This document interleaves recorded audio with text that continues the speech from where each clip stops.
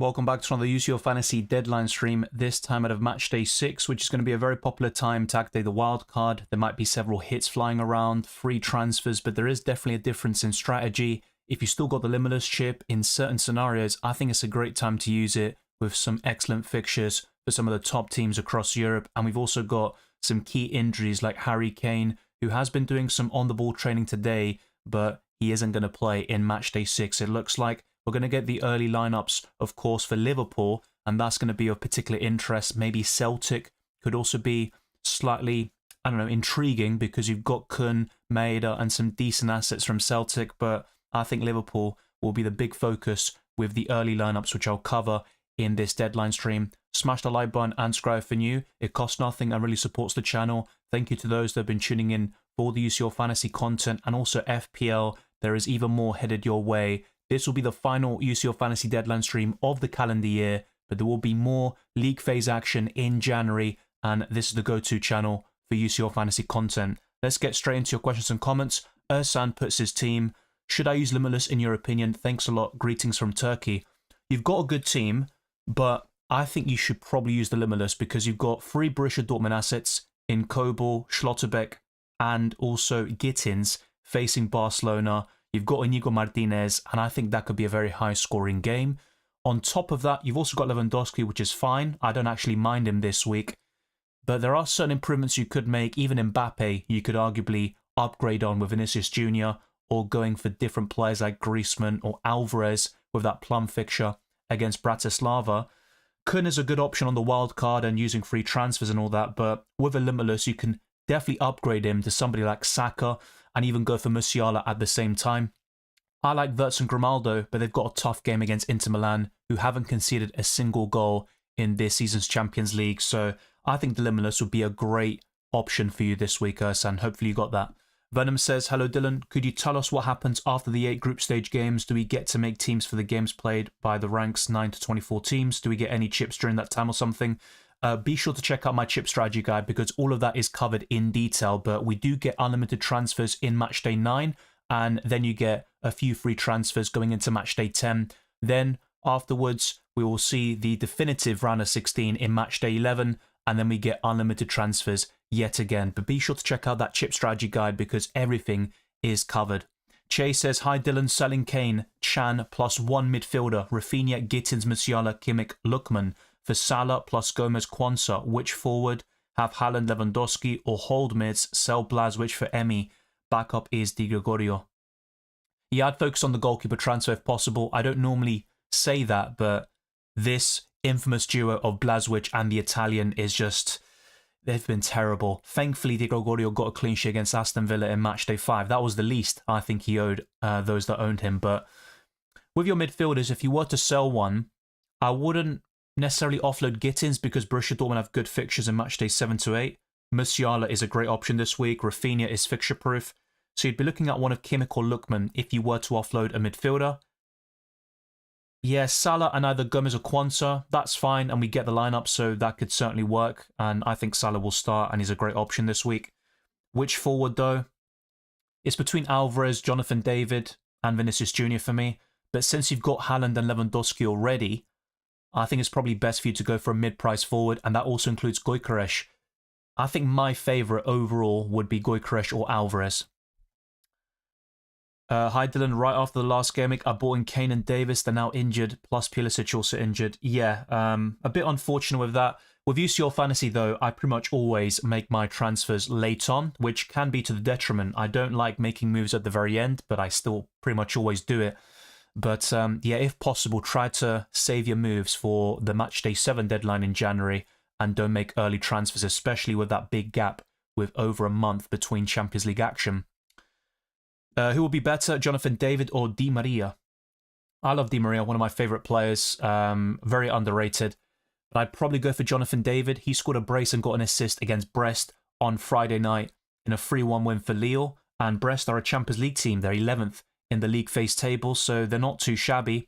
And Lille are doing well in Ligue 1 so far. Jonathan David's had a very impressive season. I'd probably go for Jonathan David, actually. Sunindra says, hey Dylan, currently own Kane, Schick, Pulisic, Foden in my team. Which free to sell? Well, Pulisic is out for match day 6, but you might want him for future match days. That's the problem with him. But since you know for sure he's not going to play, I'd look to sell him. The same goes for Harry Kane. Patrick Schick is in training for Bayer Leverkusen, but we don't know if he's going to start. That's what the reports indicate. And Phil Foden is also back in training alongside Kovacic, so some massive boosts for Man City, but you wouldn't expect Phil Foden to start. So honestly, you can make a case for every single one of them, and I think Harry Kane and Pulisic might be the best assets overall long term, but in terms of match day 6, I look to sell those two first. Musiala, Saka, Amona, Gyökeres, Jonathan David, Griezmann, Alvarez, which free to buy? Yeah, out of those options, I'd still lean towards Gyökeres, but Sporting have been terrible with 3 consecutive losses, and a lot of Sporting fans aren't happy with the manager, and I don't really blame them. Thank you, Nicken.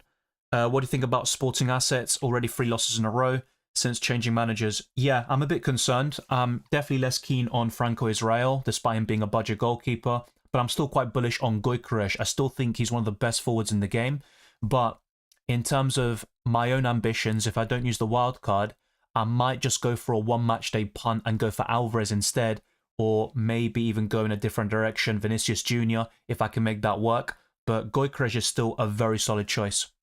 Alvarez or Griezmann? Difficult to say. If they both start, I'd probably lean towards Alvarez at the moment because of his form, but Griezmann in UCL Fantasy has been very underrated over the last couple of seasons, and I was recommending him last week, and of course he was benched, so for those that went there, well, to be fair, we had the early kickoff, so you could have rectified that on a wildcard or limitless, for example, but it would have been frustrating for those without a chip in match day 5. Best wildcard team, yeah, as Kuma says, there is a video out for the best wildcard squad already, and that's with all the updated information. So check out the best limitless and wildcard videos. There's also my team selection where I discuss some alternative kind of structures and players for that wildcard team. So I think all of those videos will point you in the right direction. Welcome, Outcraft. Good to see you. Foden isn't out. He is in training, so there is a chance, but I don't think he starts, to be fair. Welcome, Kieran. Always a pleasure.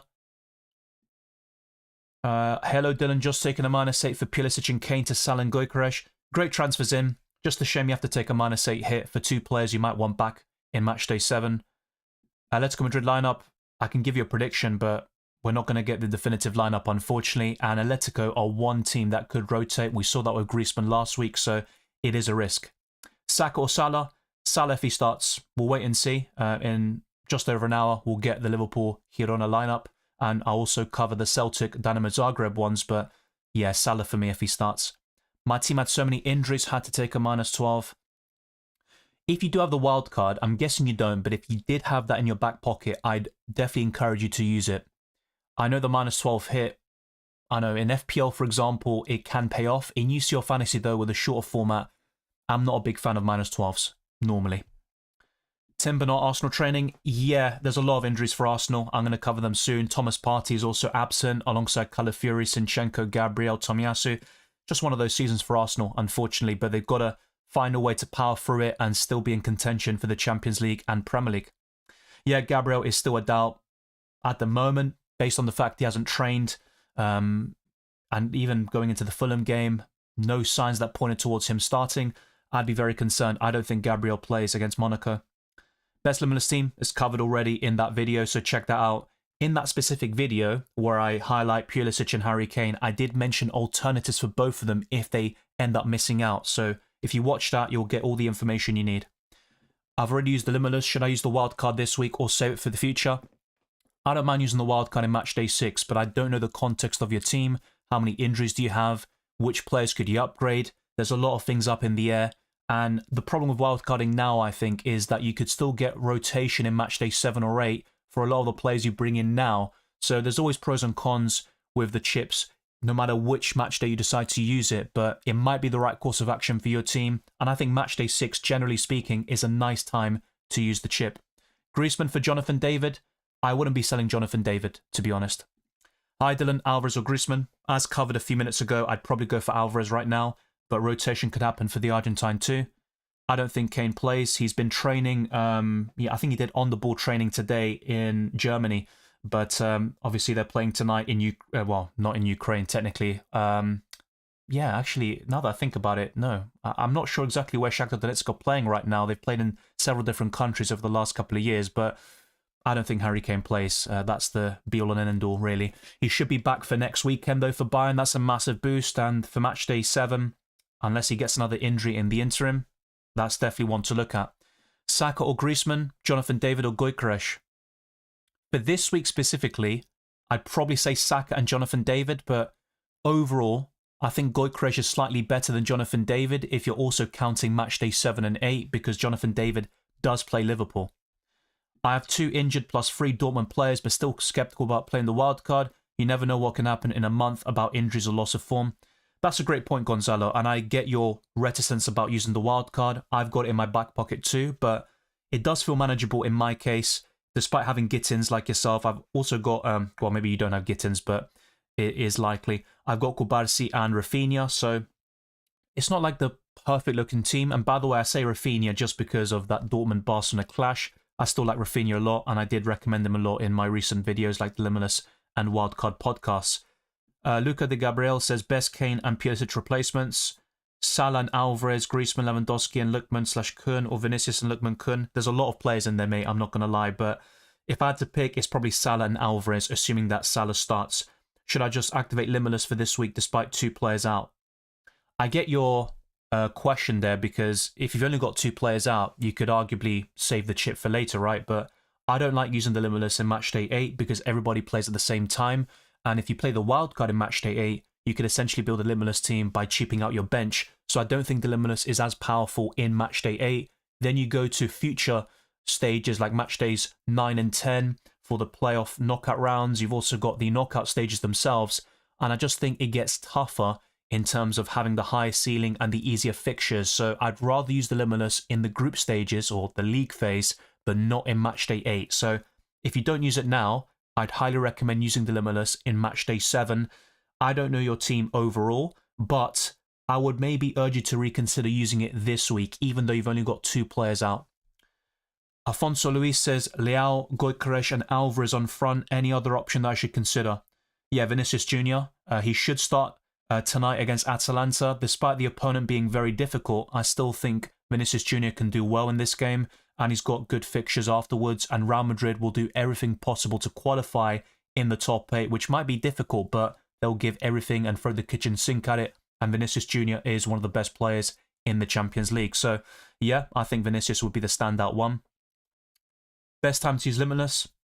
On paper, I'd say Matchday 6 from those remaining, but if not, Matchday 7 is fine. I just wouldn't use it in Matchday 8, as I just discussed a minute ago. What's the possibility of you wildcarding this Matchday? At the moment, it's almost 50-50.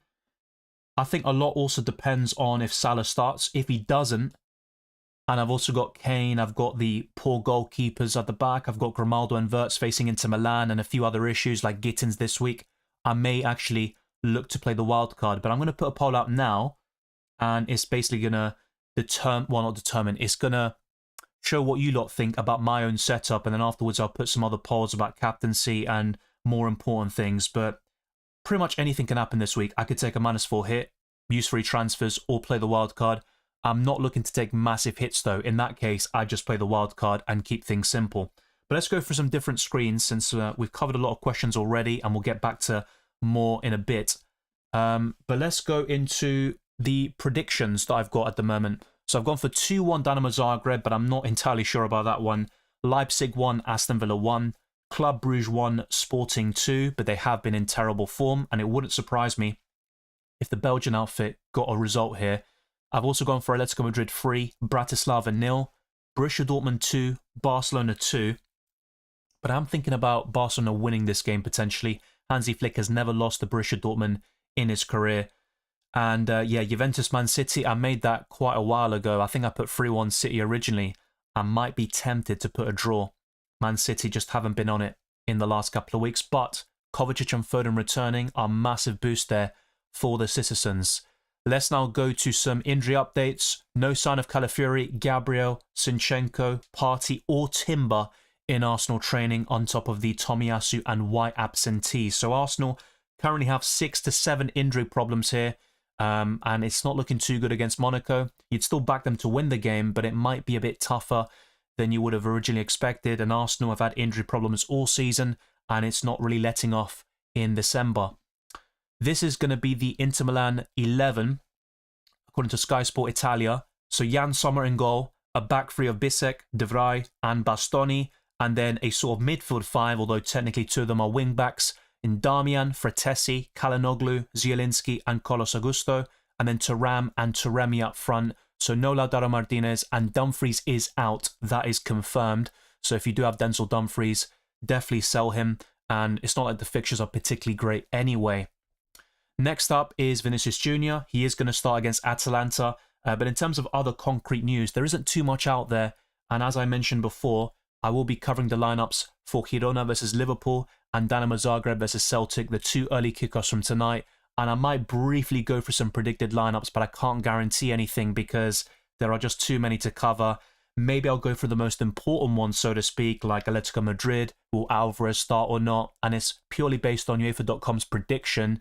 And I'll also try to discuss suspensions and injuries and stuff like that in a very little while too. But let's go back to my team first. And yeah, that is how my team is looking like right now. Harry Kane is out. Blažević is also injured, and he probably wouldn't start anyway. Facing PSG, I don't expect anything regardless. So those are two priority transfers for me. And actually, let's discuss some of these plans, and that will help you in the poll I put out. So the two free transfers I'm looking at could be something like this. Either Raya or Maignan in goal, despite both of them playing on the same day as Di Gregorio. So Blažević makes way, and I could buy Gyökeres or possibly Alvarez to replace the injured Harry Kane. Unfortunately, I would be slightly short of Vinicius Jr., who might not be the best option on paper against Atalanta, but I do like him a lot for matchday 7 and 8. So apart from Gyökeres, I am looking at Alvarez here, and that would be for two free transfers. And despite having a few issues, it's still a relatively strong team, and it could compete with the wildcarders. The other option here is to take a -4 hit, so it could be Alvarez or Gyökeres, then Saka for Kimmich, and then Raya or Maignan. So it's the exact same transfers, but I also took a -4 hit this time to buy Bukayo Saka for Joshua Kimmich. And then this is the updated wildcard team, so to speak, and Jonathan David could still easily feature, and I might even want to put Musiala in the midfield, and that'd probably require downgrading Vinicius or some of my defenders, so I could also do something like this. Let's keep Jonathan David here on the wildcard, and then upgrade one of these midfielders, either Tillman or Rafinha, to Jamal Musiala. So that's something I could do. And we'll put Musiala for now. So that's a sort of wildcard team I could build towards very easily. And what, only 2-3 players, maybe 4, would stay in my wildcard squad if I were to activate the chip this week. But it might look really strong now. But what about match day 7 or 8? A lot of injuries could happen between December and January. A lot of football being played, especially in England. So it is risky. But look, everything's a risk in UCL Fantasy. I typically play the chips very early on, and I have enjoyed success from using the Limitless and Wildcard very early. So thank you to Mitra for the super chat.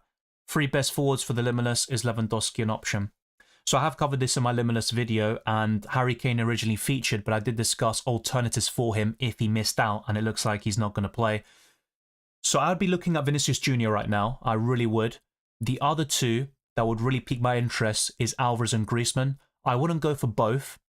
If I had to pick one right now, it's probably Alvarez. So Vinicius, Alvarez, and then it's between Gyökeres and Jonathan David for this week. Lewandowski is certainly an option, but the fixture is tougher on paper compared to the other forwards I just mentioned. Then you've also got a few others here and there, but you could argue the forward line this week isn't as strong as it has been in the last couple of weeks in UCL Fantasy, but I'd probably go for Vinicius, Alvarez, and either Jonathan David or Gyökeres. It's very difficult, I think, to separate those two in matchday 6. -4 looks good, says Baraf. Yeah, the thing is, Kimmich is a good option. He can average 3-4 points, and the thing with Saka is he's got the high ceiling, and against Monaco, that could be a very high-scoring game, especially with Arsenal's injuries at the back. So, yeah, the -4 is certainly tempting. At the moment, the poll has spoken. 44% have voted for the wildcard, and then tied on 28% is the -4 hit and free transfers, but maybe there'll be some differences now after seeing all my transfer plans just now. So yeah, strikes for Limitless just covered. Kane replacement, I think Vinicius Jr. like for like. Otherwise, if you're happy to go to a cheaper option, which might make it more difficult to buy Harry Kane in the future, I'd be recommending Jonathan David Alvarez, and Gyökeres. For this week specifically, Alvarez is my favourite, but he's also the most likely to be rotated out of the three. Yeah, Vinicius will play or not. Literally just covered a few minutes ago. I put the source on screen. It's a reliable one from Spain. They indicate that Vinicius Jr. will start. Jurrien Timber hasn't been spotted in training alongside 6 other Arsenal players. That's just been covered a few minutes ago. So just rewind the stream a little bit. The same goes for Gabriel questions. I personally don't think Gabriel plays. It's not looking good for Thomas Partey, Jurrien Timber, and all these other options as well. Would you go for Musiala or Saka? Still Saka for me, but Musiala has been in great form, and he's probably the best Bayern Munich attacker in Harry Kane's absence. Vinicius or Alvarez?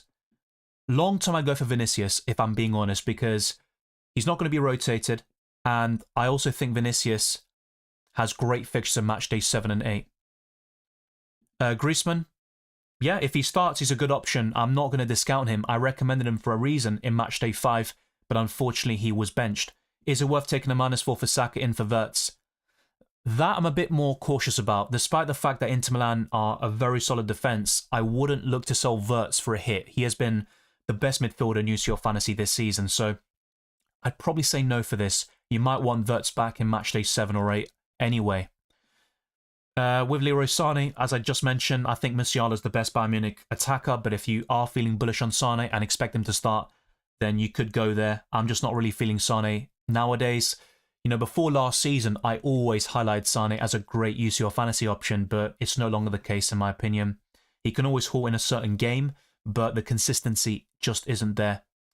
2 best 4-point family and defenders, quite difficult I think. Unfortunately, Jurrien Timber, who would have been the very best, looks like he's going to be injured and not play against Monaco. You could still go for Boscagli or a PSV option, maybe Alessandro as well, but it's slim pickings at the moment. What about Rafinha? What about him? I mean, he's a good option still. He was included in my Wildcard and Limitless teams. He's still in my own squad. I'm not looking to sell him. I don't think he should be offloaded. It's a possibility. I could use the Wildcard. At the moment, assuming that Salah starts, I am leaning towards 2 free transfers or a -4 hit. We'll wait and see. Kun or Reinders? I'm guessing that is. Kun for me. Yeah, Bellingham is playing. Carlo Ancelotti said that he's fine. Haaland or Alvarez? I'd go for Alvarez this week. Yeah, wildcard in match day 8. No need for capitals, by the way. But yeah, wildcard in match day I've discussed already. You can essentially kind of convert your wildcard into a limitless by cheaping out your bench and spending all the money in your starting 11. So I'm not against that, but it's good to have different strategies and everybody will have a different situation. Yeah, I just covered that. Timber is injured. It looks like he hasn't been training and Arsenal have up to 7, 8 injuries. Yeah, Wei Seng, I just covered that a few minutes ago. I honestly have no idea about Timber's injury. Let me just deal with the spammers, by the way. Might need to put a pin comment as well.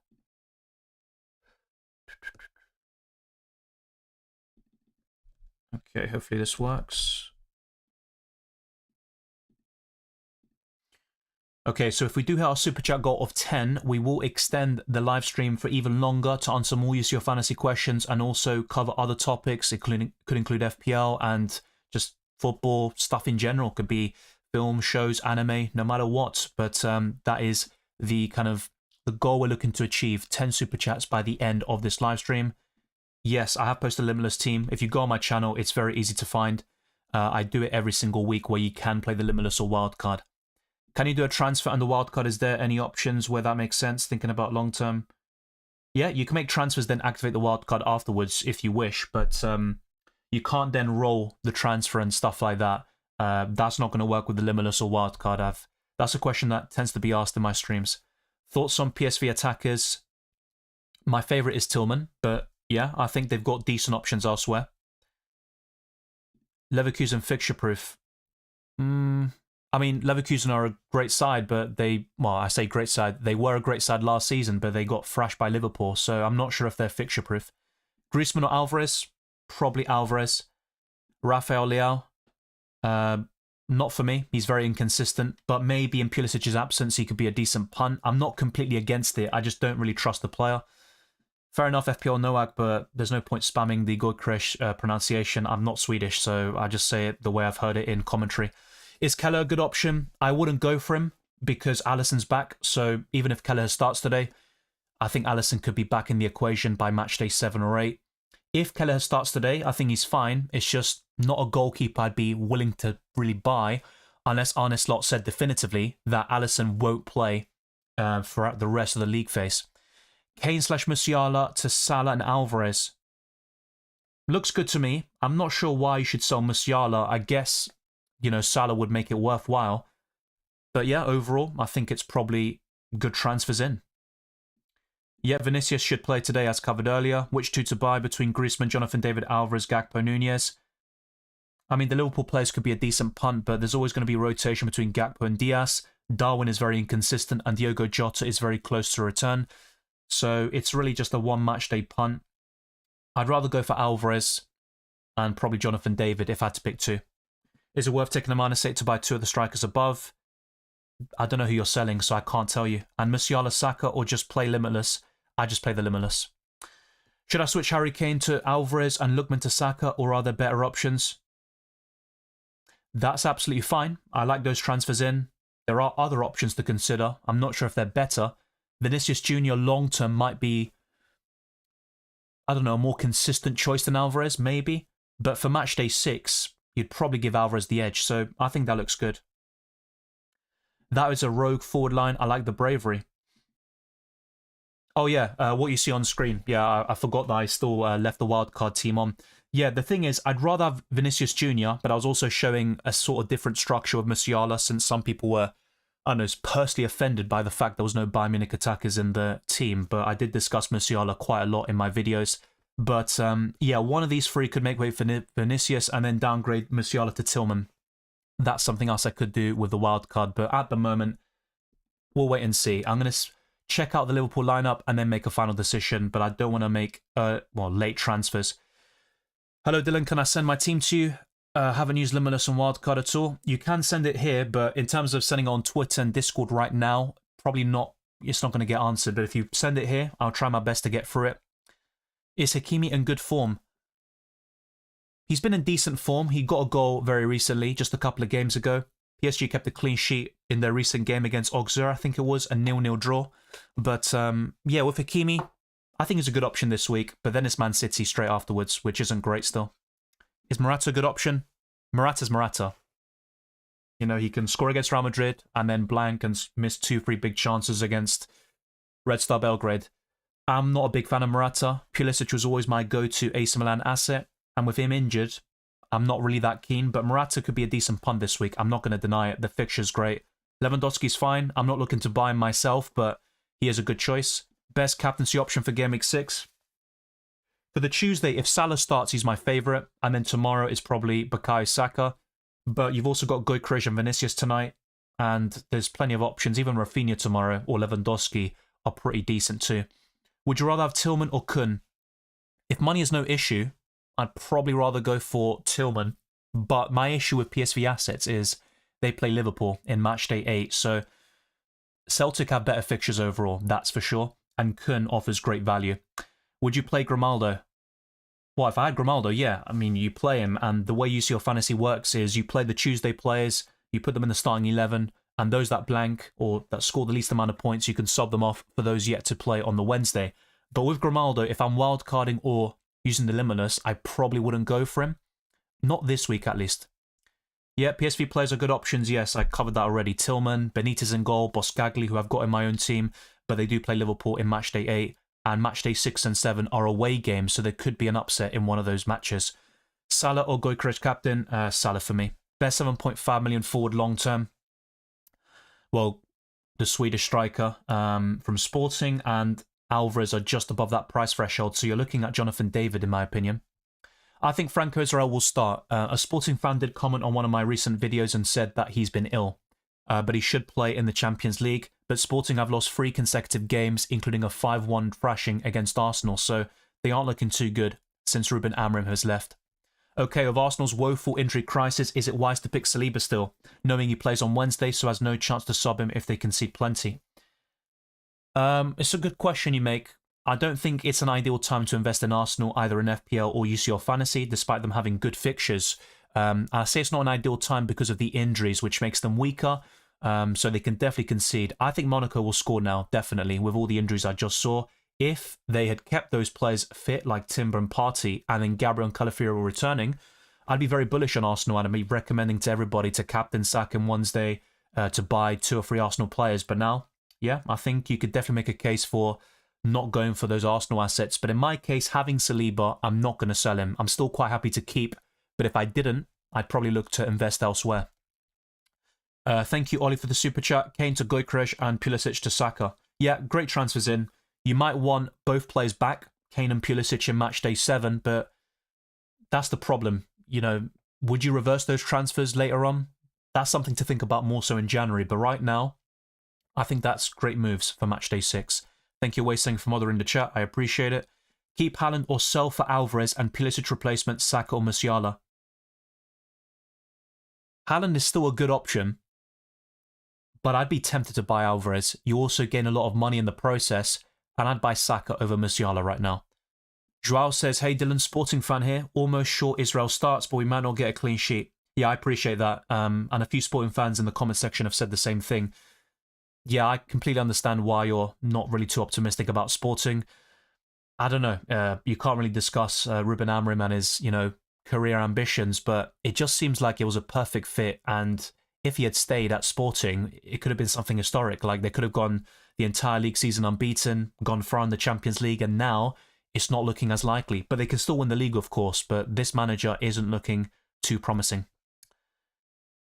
Demirovic, why is he being ignored? In my opinion, is basically better Alvarez.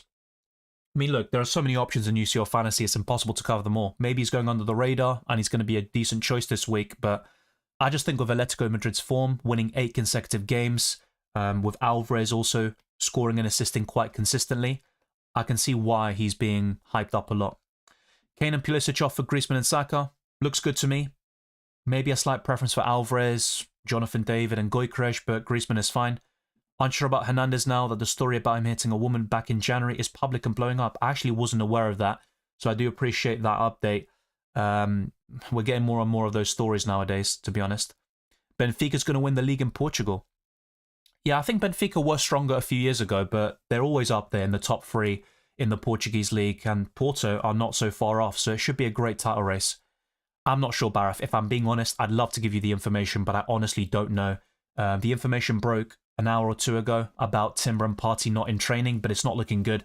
Maybe, and I'm maybe trying to be optimistic with an Arsenal lens, but maybe they're just looking at this game as a time to rotate possibly against Monaco because Arsenal are in a strong position in the Champions League, but that wouldn't be too wise if that's the case. Yeah, Alvarez for me, ice cold. David says, Julianin to Guirassy out. I sold Guirassy out for a hit last week and it was terrible, even though he only got 1 goal. But yeah, that's a really good team. I don't really have too many issues with that. Of course, there are certain areas you could upgrade, and that includes Schlotterbeck and Kubarsi, more so for this week. But I do like Schlotterbeck in the future. Thank you, Wasting. I'll have a look now. Sometimes, for some reason, it just doesn't come up for me. So there's 2 chats I miss. One from Sidan. He says, are Wirtz Grimaldo worth keeping in a limitless? That is a great question. I think they're both amazing assets, but Inter Milan is such a difficult game. That could end 0-0, 1-1, or maybe Inter Milan sneak it. Now, I'm not going to discount Bayer Leverkusen. They're still a strong team, and they can beat Inter Milan. I don't think the Italian side will keep a clean sheet in every single game. Eventually, they will concede.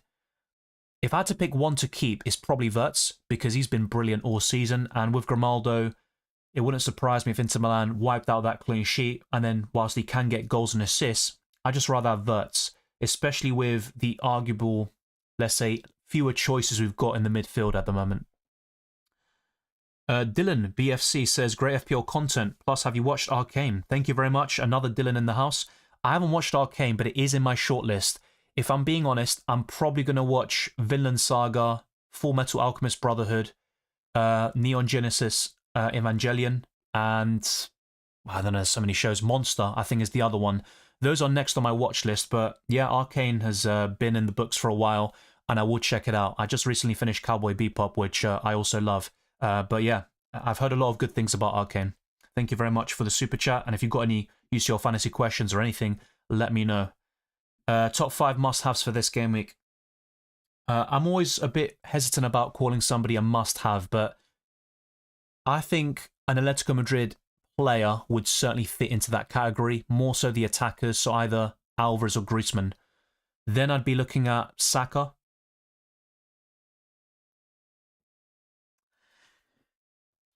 Then it's a bit difficult if I'm honest, because up front, for example, you've got Vinicius, but also Jonathan David, Gyökeres. I mean, there's so many choices up front always, even now with Harry Kane injured. But I'll probably refer back to my Limitless video, and I'm going to probably try break this down. So I gave 3 names already. Let's see what else I can do. So yeah, Atletico Madrid attacker will be 1. Salah. Saka.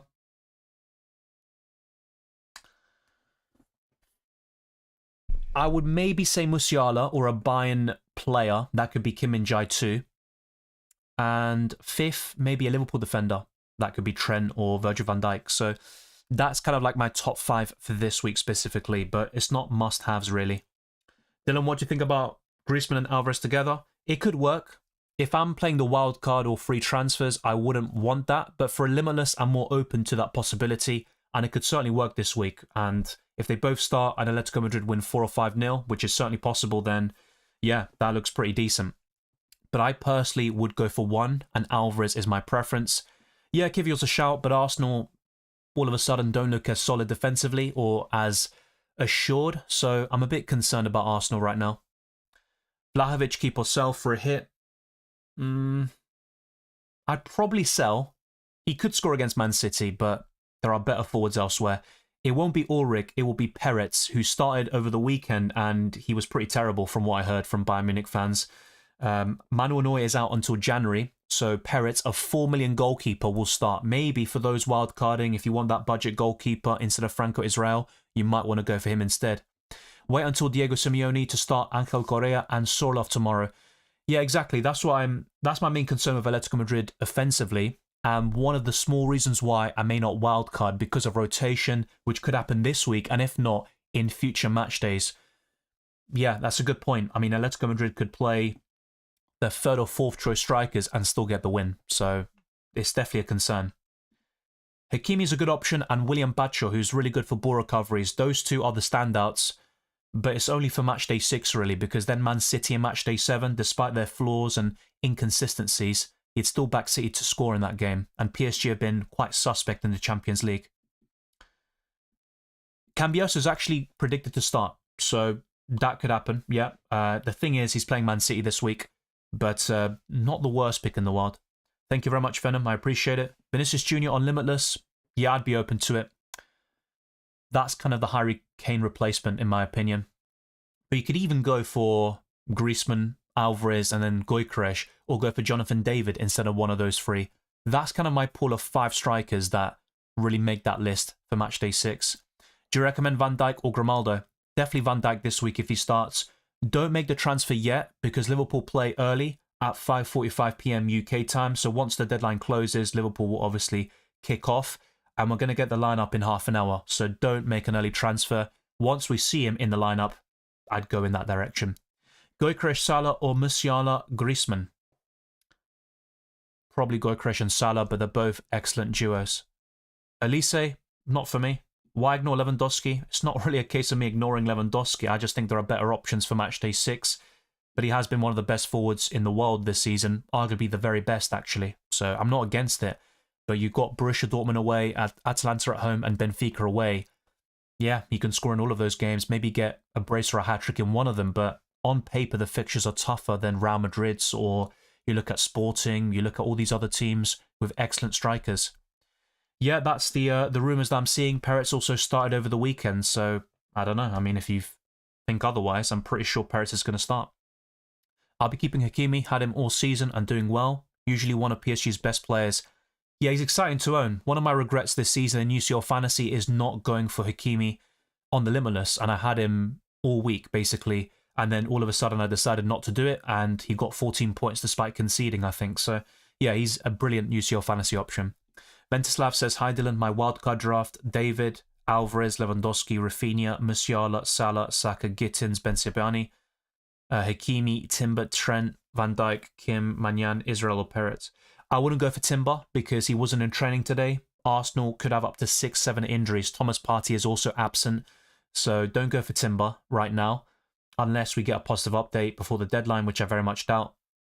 You've got some really good players. My only concern is you've got a lot of Borussia Dortmund and Barcelona players.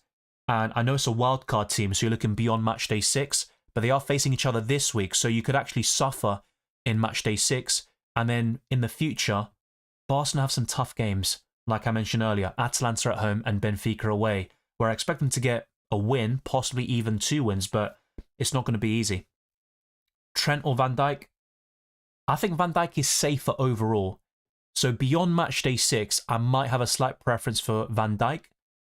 Having said that, on a limitless, if I saw both of them starting, I'd go for Trent. Reinders or Kimmich? Probably Reinders, but not by much.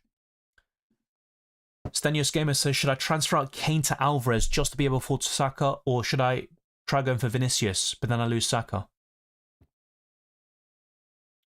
Well, yeah, I mean, when you say lose Saka, you don't have him at the moment. You just lose the possibility to buy him, but I get what you're saying.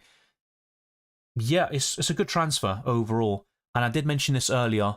If you do downgrade Kane to a Jonathan David and Alvarez and all these mid-price forwards, the problem will be buying Kane back in Matchday 7. But with that money, you can also buy a Saka or Musiala in the midfield. So it's all about balance, right? I would go for the transfer personally. I think Alvarez is a great transfer this week. Just bear in mind, Atletico Madrid could rotate and it could be Sorloth alongside Angel Correa, or we just see Alvarez on the bench and Griezmann starts instead. We saw something similar last week with the Frenchman. So it's not going to be the safest pick, so to speak. Thank you very much, Aranya, for the super chat. I'm just trying to get to it in the sea of messages, and I do appreciate it. Keep them coming, and try to be patient. All your questions will be answered, and some of them have been already. Aranya says, Kane to Gyökeres, David, Alvarez, pick one. It's a difficult one. I think long-term, I'd go for Gyökeres because Sporting have good fixtures. Now, despite their form being poor, I still think Gyökeres will score goals in every single game, or at least in 2 of the next 3. Jonathan David, I like a lot for Matchday 6 and Matchday 8, but you've got Liverpool in between. And with Alvarez, brilliant fixture this week. He's the best for Matchday 6. The problem is, there is a chance of rotation, and then he faces Leverkusen in Matchday 7, who will concede chances, but Atletico Madrid are still seen as the inferior team to Bayer Leverkusen, although based on recent form, I'd probably argue differently. Rodgers to Salah and Musiala to Tillman, Kun, pick one. Great question, to be fair. I wouldn't want to sell Musiala, if possible, so it would be Rodgers to Salah for a -4. Yeah, I like Kun and Tillman, but Rodgers to Salah is a great upgrade for me. Or keep Musiala, Rodgers to Salah, Saka, pick one. Right, okay, I see what you're saying. And Kane to 6.3 million forward / Jonathan David. I'd buy Jonathan David and Salah in that case, but let's see the lineups first. If Salah doesn't start, then I'd go for Saka, and I think that makes sense. And you keep Musiala, don't take a hit, and you also get Jonathan David. If that's the way, if I have understood it correctly, because if you have to take a -4 hit to go for a more expensive forward than Jonathan David, then my answer would be the Canadian. I think that would be the worthwhile transfer. Let me know if that's the case, Aranya, and thank you very much for the super chat. Vinicius or Mbappe? Vinicius. Mbappe will come good, by the way. People writing him off already. He's still one of the best players in world football, and when he does score a brace or a hat-trick, everyone's going to say, oh, is he best in the world? Ballon d'Or? We know how football is. It's very fickle, but yeah, Vinicius for me. What is your plan for this match day? Well, the poll kind of shows you. I'm all over the place with my plans. I'm leaning towards a -4 hit or free transfers, but there is the possibility of me wildcarding this week, that's for sure. Yeah, Tillman captain, I'm not against it. He's been brilliant recently. 2 double-digit hauls in back-to-back games. I mean, it's really impressive for a 7 million midfielder. I'm not against it, but I do think the fact it's an away game, PSV could struggle a little bit more than you expect. I think home advantage is really important in the Champions League. Forza Rafael Leao, very inconsistent player, but he's got brilliant fixtures. He's worth a punt, but you might also argue Reinders offers better value for money. He's also gotten more UCL Fantasy points this season, and unfortunately Pulisic was the best option, but he's injured. Kane, I don't think he's going to play. I haven't seen anything anywhere that suggests Harry Kane will be available. I think he's back for the weekend, but not today. Elise, a good pick. He's okay. He did very well on Matchday 1, but hasn't really done too much since. Phil Foden is back in training, Bernardo Neves. And the same goes for Kovacic. That's been covered earlier. Dusan, really worth selling for a hit. Gyökeres scored a hat-trick against City. True, but Gyökeres is much better than Vlahovic right now. And he plays, or at least Gyökeres played, in a better team. Right now, Sporting are in terrible form, so you could definitely argue otherwise. Juventus are a big club, we know this, but I don't think Vlahovic is that type of striker to score a hat-trick against a big opponent. Maybe I'm wrong, and he goes and shuts me up. Football is like that. Yeah, I got Green Arrow last week, but I can't lie, I was very frustrated with Matchday 5 because I made 3 transfers. I bought Boscagli, Salah, and Jonathan David, all of them blanked. I sold Garassi, he comes off the bench and scores, and I also captained Rafinha and Salah. So it all went tits up with the captaincy and transfers. Otherwise, it could have been a special week, like 130 plus, and I would be in an even better rank. But just got to take on the chin. I made some mistakes and just got to move forward. Who would you suggest as a replacement for Kane and Pulisic? I mean, all the options I discussed in the Wildcard and Limitless videos. So up front, Vinicius Jr., Alvarez, Griezmann, Jonathan David, Gyökeres. In the midfield, yeah, I'd still be looking at Saka, Musiala. Salah goes without saying. And I think Lewandowski deserves a mention up front too. I probably should mention him a little bit more. He is still a fantastic choice, but he's got tough fixtures. I had Barcola in Matchday 1. He was very disappointing for me. I think I sold him going into Matchday 2 or 3, basically when they played Arsenal. He's all right. The thing is, in Ligue 1, he's been excellent this season, especially at the start. But in the Champions League, hasn't really shown it.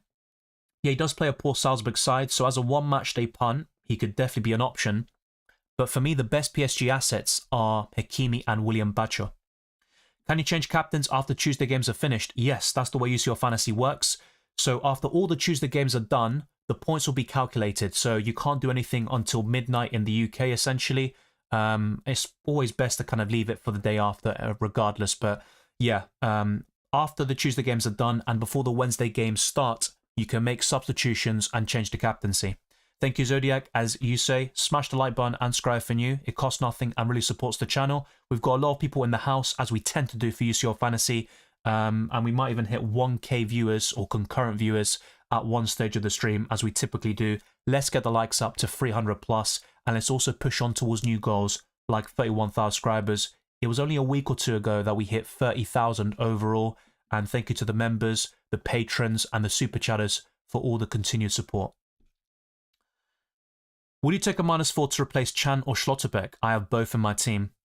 Well, Emre Can, if I'm not mistaken, is probably going to be out. I need to double check that, but I'm fairly sure I saw somewhere. Actually, no, Emre Can is back. That was actually probably last week or something like that. Sula is out. Anton is also unavailable. So Borussia Dortmund have a lot of injury problems. That also includes Adeyemi, who's doubtful, Julian Brandt, and Mane, Filippo Mane. So yeah, look, I'm not sure about taking a -4 hit for those two moves because Emre Can's on penalties and both of them are good for ball recoveries, especially Schlotterbeck. So maybe not, despite the poor fixture. Who should I take out, Wirtz or Lookman? I'd rather sell Lookman. I think Wirtz is an excellent UCL Fantasy choice, despite having a very tough game this week. Van Dijk or Hakimi? Van Dijk. I've got Kun, Rafinha, Lookman, Wirtz and Gittins. Who should I sell for Tillman? Probably Lookman, in my opinion. Mittelstadt, Rafinha, or Reinders and Hernandez? Probably Mittelstadt and Rafinha. Not a big fan of Reinders in general. I think he's decent, but Rafinha is much better. Someone else mentioned earlier the rumours about Theo Hernandez. I'm not sure if there's going to be some action, disciplinary action taken against him. What's going to happen there? And Mittelstadt has 2 excellent games coming up, so I'll probably go for that. Hey Dylan, what have you decided? I haven't decided anything, if I'm being honest. I haven't, as I've said for most of the stream, my current plan is to not use the wild card, but I'm still open to that idea, especially if Salah's benched. So in 20, 30 minutes, I'll have a better idea of that. Best Limitless team, go on my channel, check out the Limitless video. Same goes for the wild card squad, it's all up there. Kun or Malambo or Macau? I like Malambo, very, very good player. He got injured recently, which kind of halted his momentum, but my preference would be Kun. Gyökeres or Alvarez or Vinicius? Who do you think I should replace Kane with? Depends on your budget. So, for example, by doing Kane to a mid-price forward like Alvarez, you could then upgrade a midfielder to Saka or Salah or maybe Musiala. So it really depends on your other transfers. If that's not even a thing and you've already made your other moves and this is just like, who should you buy? I'd still have a slight preference for Vinicius. He might be the, how do I say this, the least secure for Matchday 6 because he's just coming back from an injury and he's facing a tough opponent. But I do like Real Madrid's fixtures in Matchday 7 and 8. So difficult one, but Vinicius would be a slight preference of mine. Best free thoughts for Wildcard, check out the Wildcard video, it's all up there. But essentially, I'd probably go for Vinicius, Gyökeres, and then one of Alvarez or Jonathan David. I have Guirassy, should I transfer him out, and for with who? He's still decent to hold, he could score against Barcelona, and Borussia Dortmund have good fixtures afterwards. But, once again, Gyökeres, Jonathan David, Alvarez, they're all good replacements for him. Lewandowski if you've got the funds to. Gyökeres or Griezmann? Gyökeres. Elise or Sane or Kimmich, can't buy Musiala. I think Kimmich is the safest pick, the most consistent, but Elise is probably the one I'd like to take a punt on out of the three. Yeah, I think Di Gregorio starts, but I haven't checked the UEFA.com lineup just yet, but he has started essentially every single UCL Fantasy game this season, or Champions League game, with the exception of Stuttgart, where he was suspended. Let's go for some predicted lineups first, and maybe in a little while we'll have the actual lineup for Liverpool and Girona. So this is what UEFA.com have currently gone for, but it's not really worth talking about too much because we're going to get those lineups very soon. So let's go to Atalanta Real Madrid. So Atalanta are the better team right now, but back in August, it was a 2-0 victory for Real Madrid in the UEFA Super Cup final. Mbappe scored his first goal for Los Merengues. Bellingham was man of the match. It was a very long time ago in football terms. But Atalanta are expected to start Garnasechi, Kosonu, Hein, Kolasinac, Bellanova, De Room, Ederson, Ruggeri, De Ketelaere, Retegui, and Lookman, whilst Real Madrid have Courtois, Lucas Vazquez, Rudiger, Raul Asensio, Fran Garcia, Valverde, Tchouaméni, Modric, Bellingham, Mbappe, and Vinicius Jr. Scalvini is out. That was a recent update that we got over the last day or two. Another big game is Bayer Leverkusen versus Inter Milan. So they've gone for Hradecky, Tapsoba, Jonathan Tah, Hincapié, Andrich, Frimpong, Palacios, Xhaka, Grimaldo, Teller, Wirtz, and with Inter Milan, Sommer, Bisek, De Vrij. And I covered that lineup already, by the way. It's exactly the same, I believe. Maybe actually Barella's not in there. Just a quick check. Yeah, he's not in there. It's Fratesi. So just for those that aren't aware, this is the Inter Milan lineup according to Sky Sports Italia. Every time I show this, it's always spot on. It's a very reliable source for Inter Milan news. But let's get back to the other lineups. Sporting is the one of interest, but Club Brugge could get a result here, a win or a draw.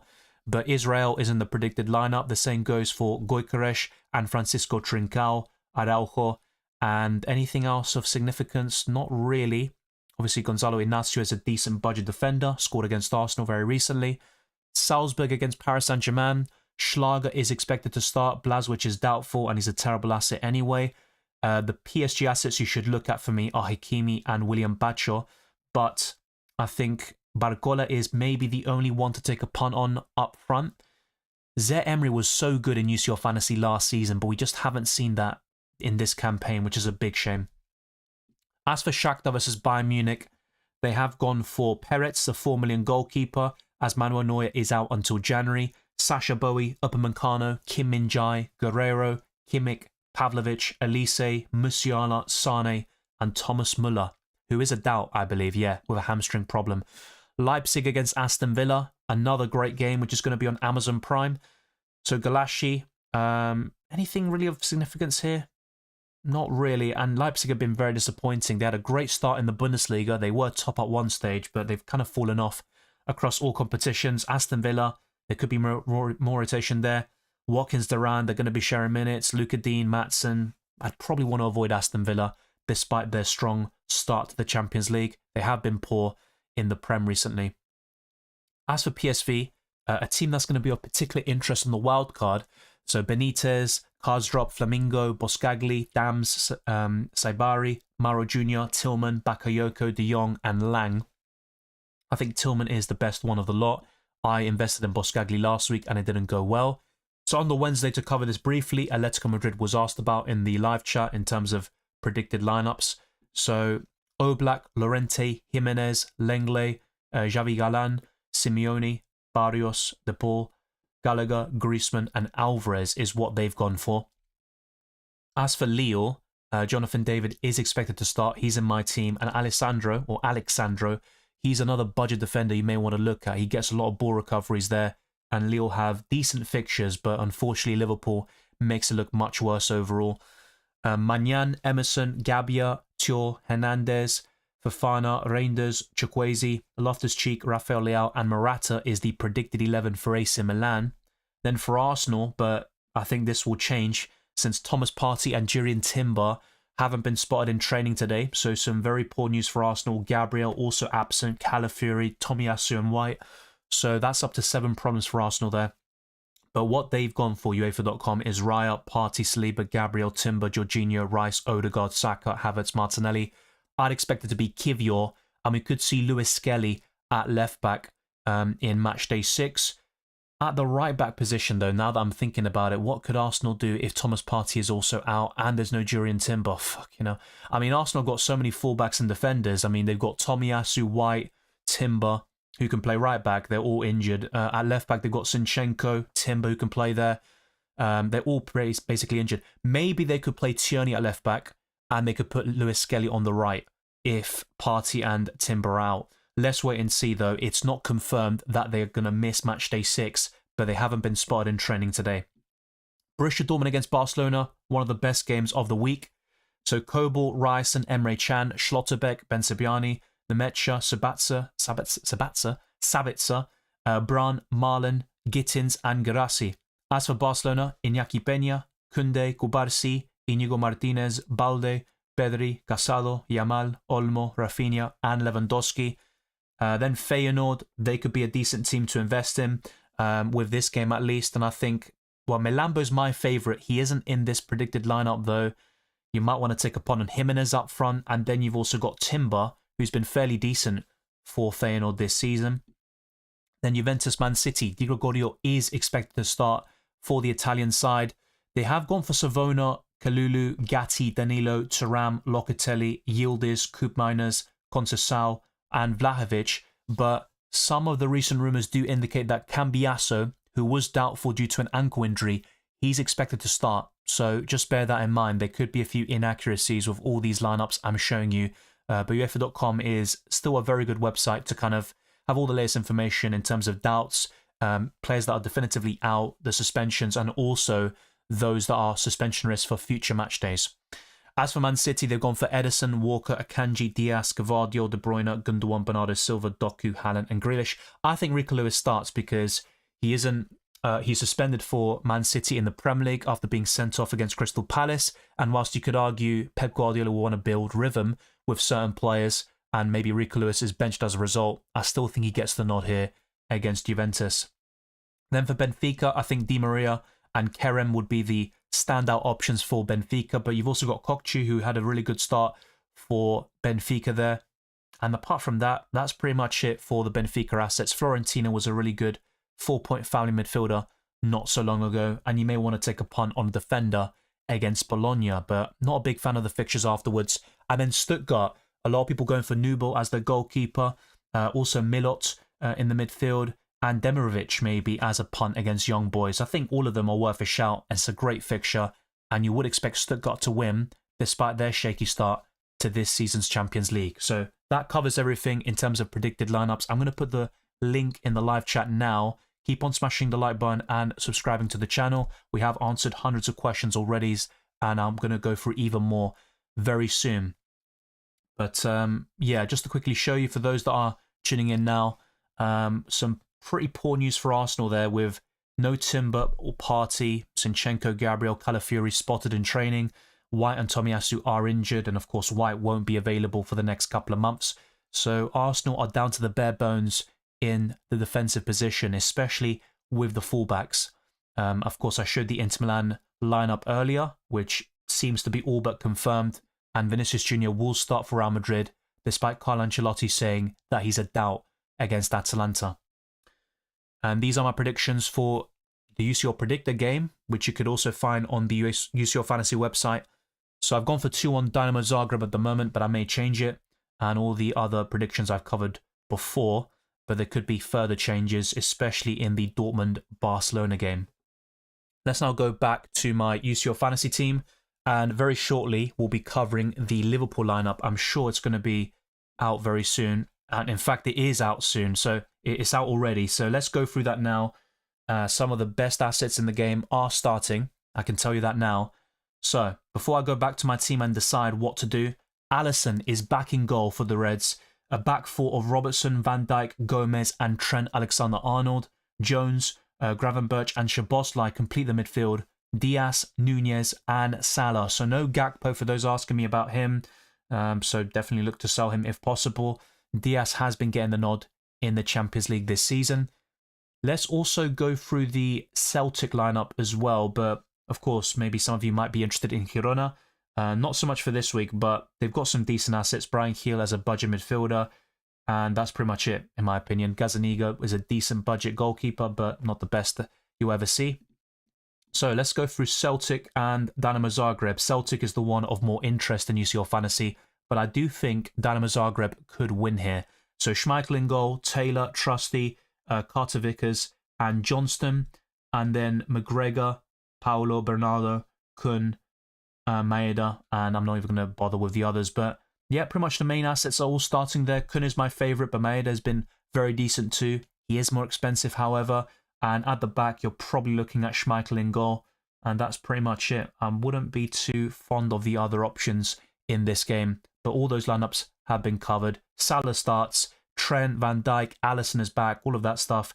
But yeah, Gakpo, of course, for example, is benched. So let's go back to my UCL Fantasy team finally with all the team news covered already. And I'm going to have a quick look actually before I go back to the questions about any updates on Twitter regarding other teams that aren't having an early kickoff. So I'm going to have a quick look now and see if I can find anything, but I can't guarantee it.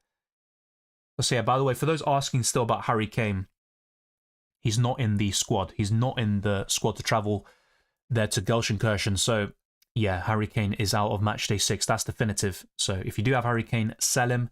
That is very clear. Vinicius Jr. might have been red flagged recently, but he is going to start against Atalanta. So let's see if I can get anything else here.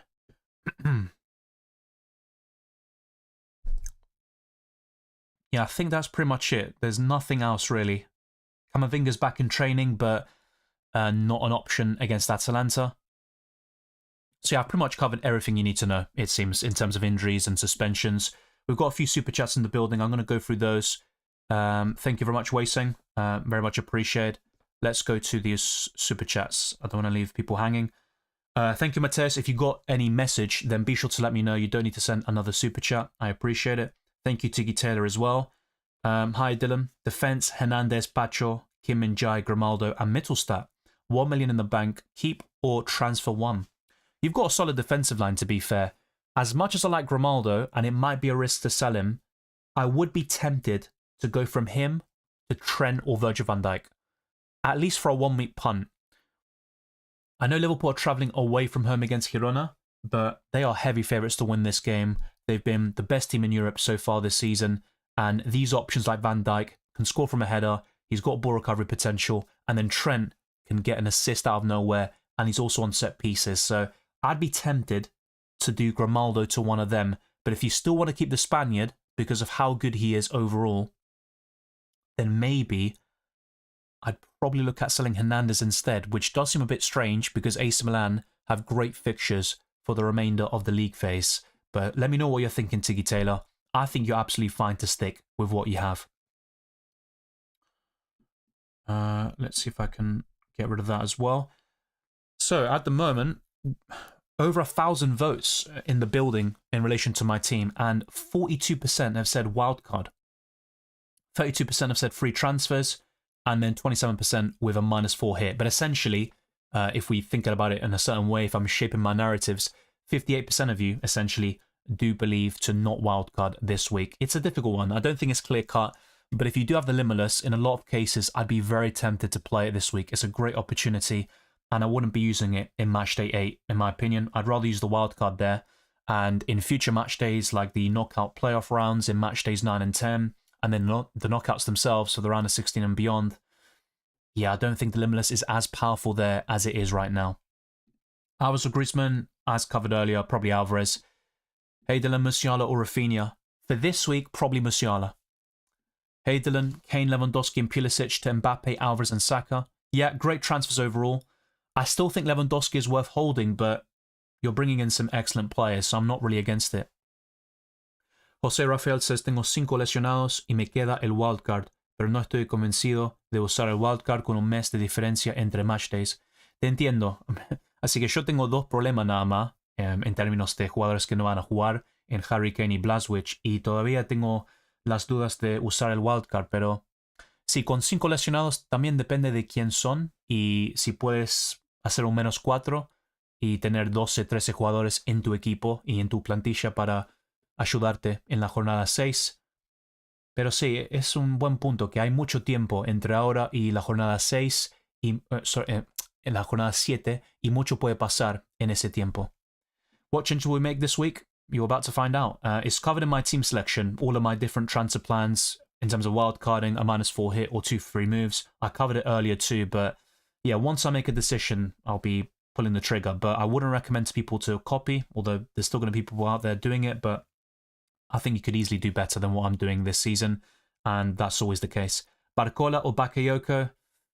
Probably Bakayoko. Kun or Maeda on the Limitless? On the Limitless, maybe Maeda, but Kun is my favourite overall because of value. So on the wildcard or free transfers, I'd go for Kun.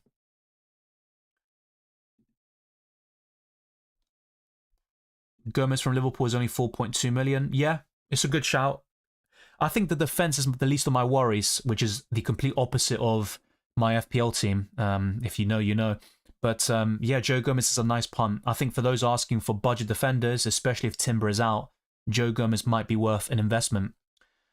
Which 2 keepers would you recommend? My Karnaseshi Kobo rotation has come to an end, but I can't find a good pairing. In my wildcard video, I actually discussed Raya and Israel, but they both play on the same day in Matchday 8 and Matchday 7. So I just think a lot of these goalkeeper pairings now don't look that appealing, so don't look too much into it, is my advice. I think as long as you've got one decent option as your main choice, that could be Raya, Alisson now, Maignan, I think you're absolutely set. You don't need 2 goalkeepers, in my opinion. It's always a preference to have that option to substitute them out and have another opportunity at a clean sheet and points, but I'll be honest, there isn't too much that really screams out to me. Barcola for Pulisic and the Limitless? Yeah, as a 1-week punt, I don't mind that. Of course, the Limitless is a 1-match-day thing, and I think Barcola is decent against Salzburg. I just haven't been impressed by him this season. Kimmich or Gittins out for Saka? This week, it'd have to be Gittins, but you'd probably want him back by Matchday 7. Callum Jr. says, evening Dylan, might have to take a -8 this week. Kane, Foden, Pulisic and Gabriel for Griezmann, Musiala, Saka and Trent. I think Griezmann isn't safe. We saw last week he was benched, and by the way, I think Griezmann will start, but if I'm looking at one team that has a great fixture this week and that could still rotate and be frustrating in UCL Fantasy, it's Atletico Madrid. But I think Griezmann starts, and yeah, the others should be safe, in my opinion. I think Musiala, Saka, and of course we know that Trent is starting now. They are absolutely fine. The problem with Trent, though, is in Matchday 7 and 8, Liverpool could have qualified already, and then Trent is given a rest. That is definitely possible. -8 or wildcard? Probably wildcard for me. Thoughts on De Bruyne with Limitless? We haven't seen him at his absolute best, and there is a reason why he hasn't played much football this season. But against Forest, he showed glimpses of what he could do with a goal and an assist. He's a brilliant player on his day. But Juventus away isn't an easy game. I think it could be cagey and low scoring, despite how potent Man City have been over the years. So I'm a bit apprehensive about that. I'd rather go for Musiala, Saka and Salah amongst premiums. And then you've got all the other choices I've discussed, like Tillman, in my Limitless and Wildcard videos. But if you've got a good feeling about it, don't let me stop you. Jakob says, hi Dylan, using Wildcard, should I swap Saliba, since all of the injuries, to another defender like Bacho or Alexandro? Yeah, the problem with Lille, though, is they face Liverpool on match day 7, but with the ball recoveries, that could maybe, I don't know, be nullified a little bit. And William Bacho, kind of similar. Good fixture this week, ball recovery machine, but he faces Man City next week. So I'd still go for an Arsenal defender, but I wouldn't double up. That's one key difference, I think, from what I discussed in the wildcard video. With all the injuries Arsenal have, and obviously Timber featured in that wildcard video, and you might want to replace him with Joe Gomez, for example. Yeah, I think one's enough. I'd keep Saliba, though. Van Dijk versus Trent. For this week, it'd be Trent. Long term, I think Van Dijk might be a bit safer, oddly enough. I don't think Perrin plays. It should be Di Gregorio. During Timber looks like he's injured. He didn't feature in training today. I don't know anything else about the injury, unfortunately, so I couldn't tell you. On the wildcard, Trent or Virgil? I'd go for Virgil simply because I expect him to start at least 2 of the next 3. And with Trent, I'm less sure about it. And I'd go for Saka. Chino Egan says -8 hit for Alvarez and Jimenez. Sorry. Instead of Akanji and Haaland. Not sure about -8 for that. I like Alvarez and Jimenez a lot. For a -8, I'm not sure about that. Diaz Bergley says, I have 3 injured players, Foden, Kane, Pulisic, wildcard, Limitless, Dylan, or -4. I'd use the Limitless.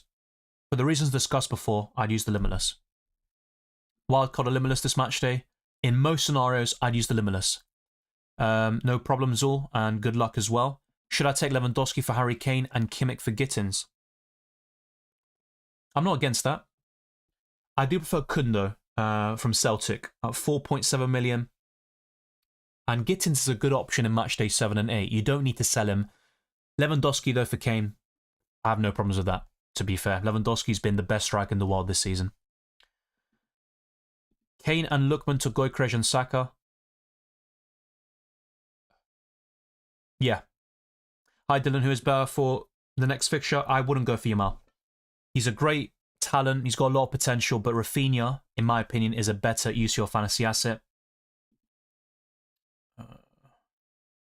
Let's deal with this 1 second.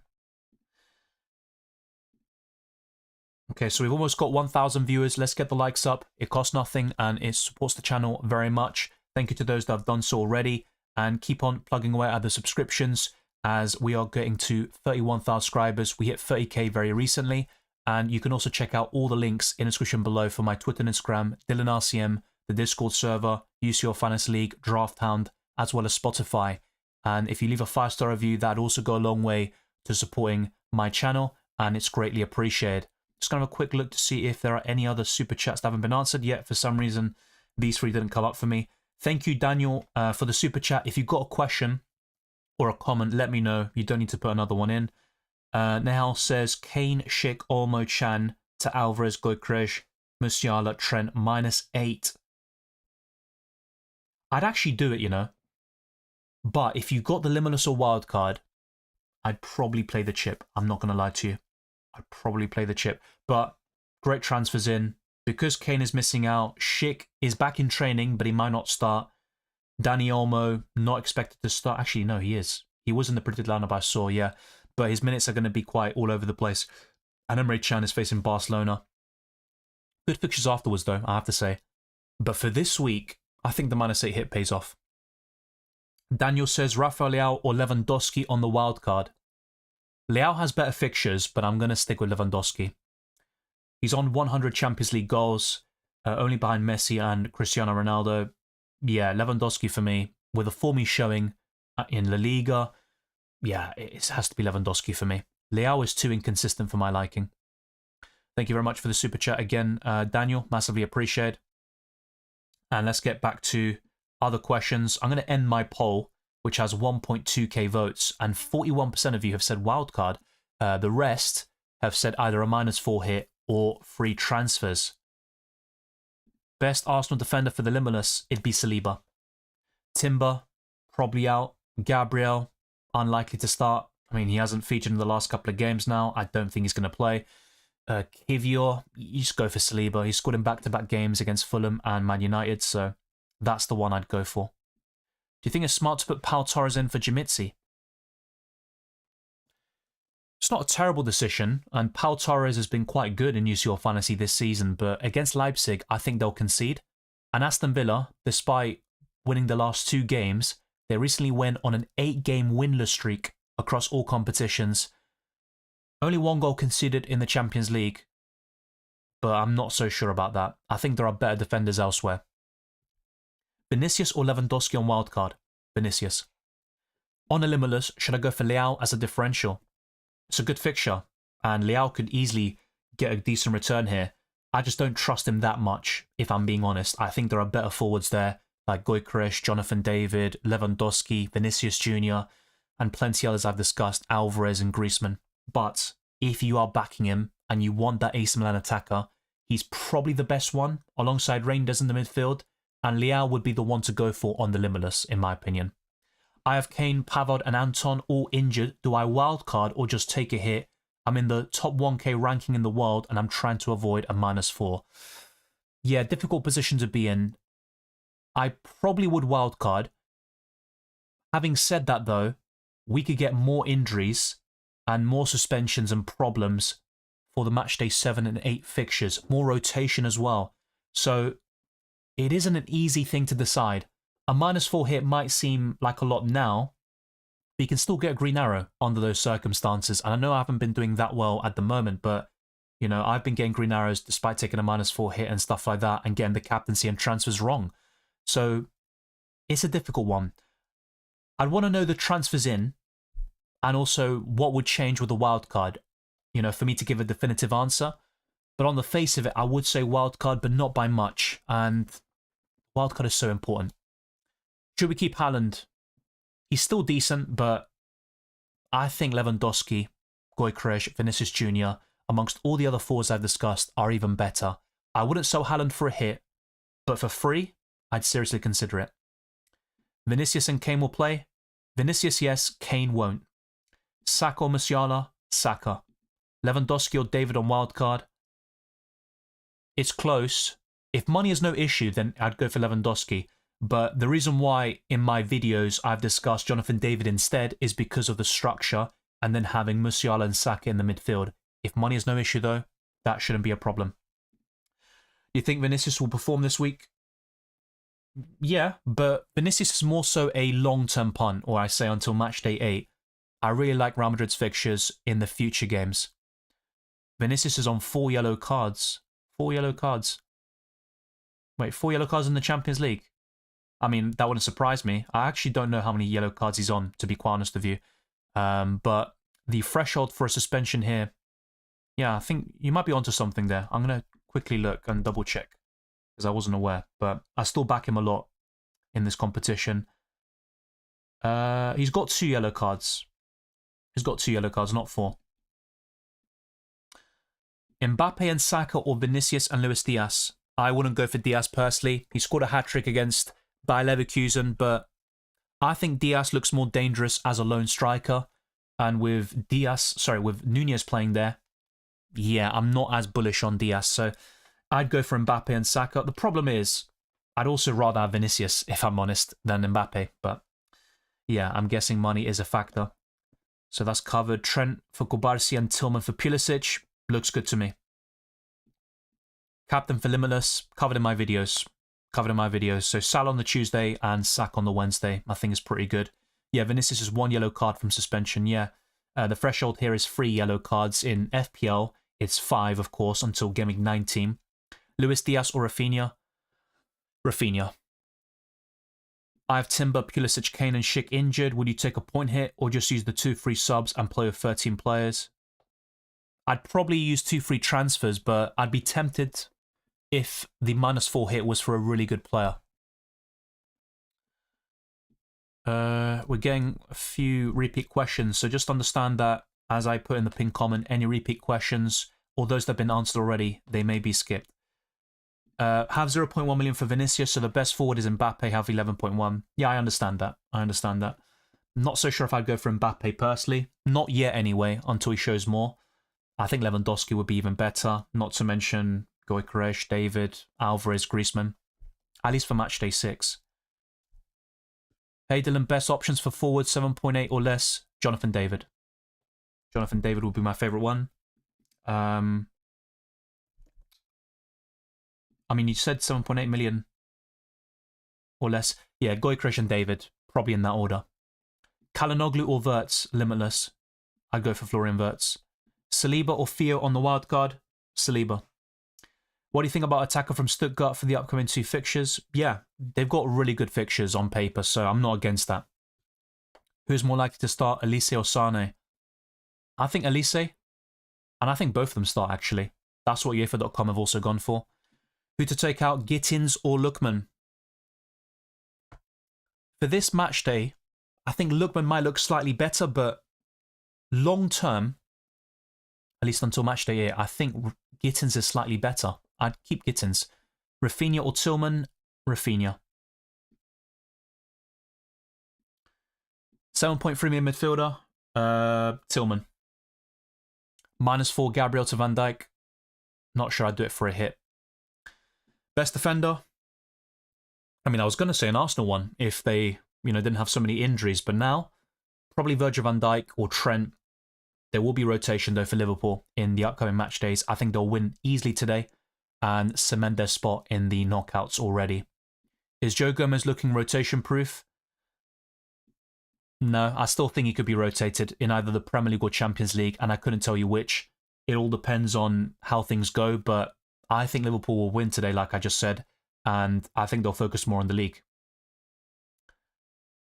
Sí, creo que sí, pero siempre hay una duda con Atlético de Madrid. Alvarez or Griezmann? Alvarez. Vinicius over Gyökeres of Limitless?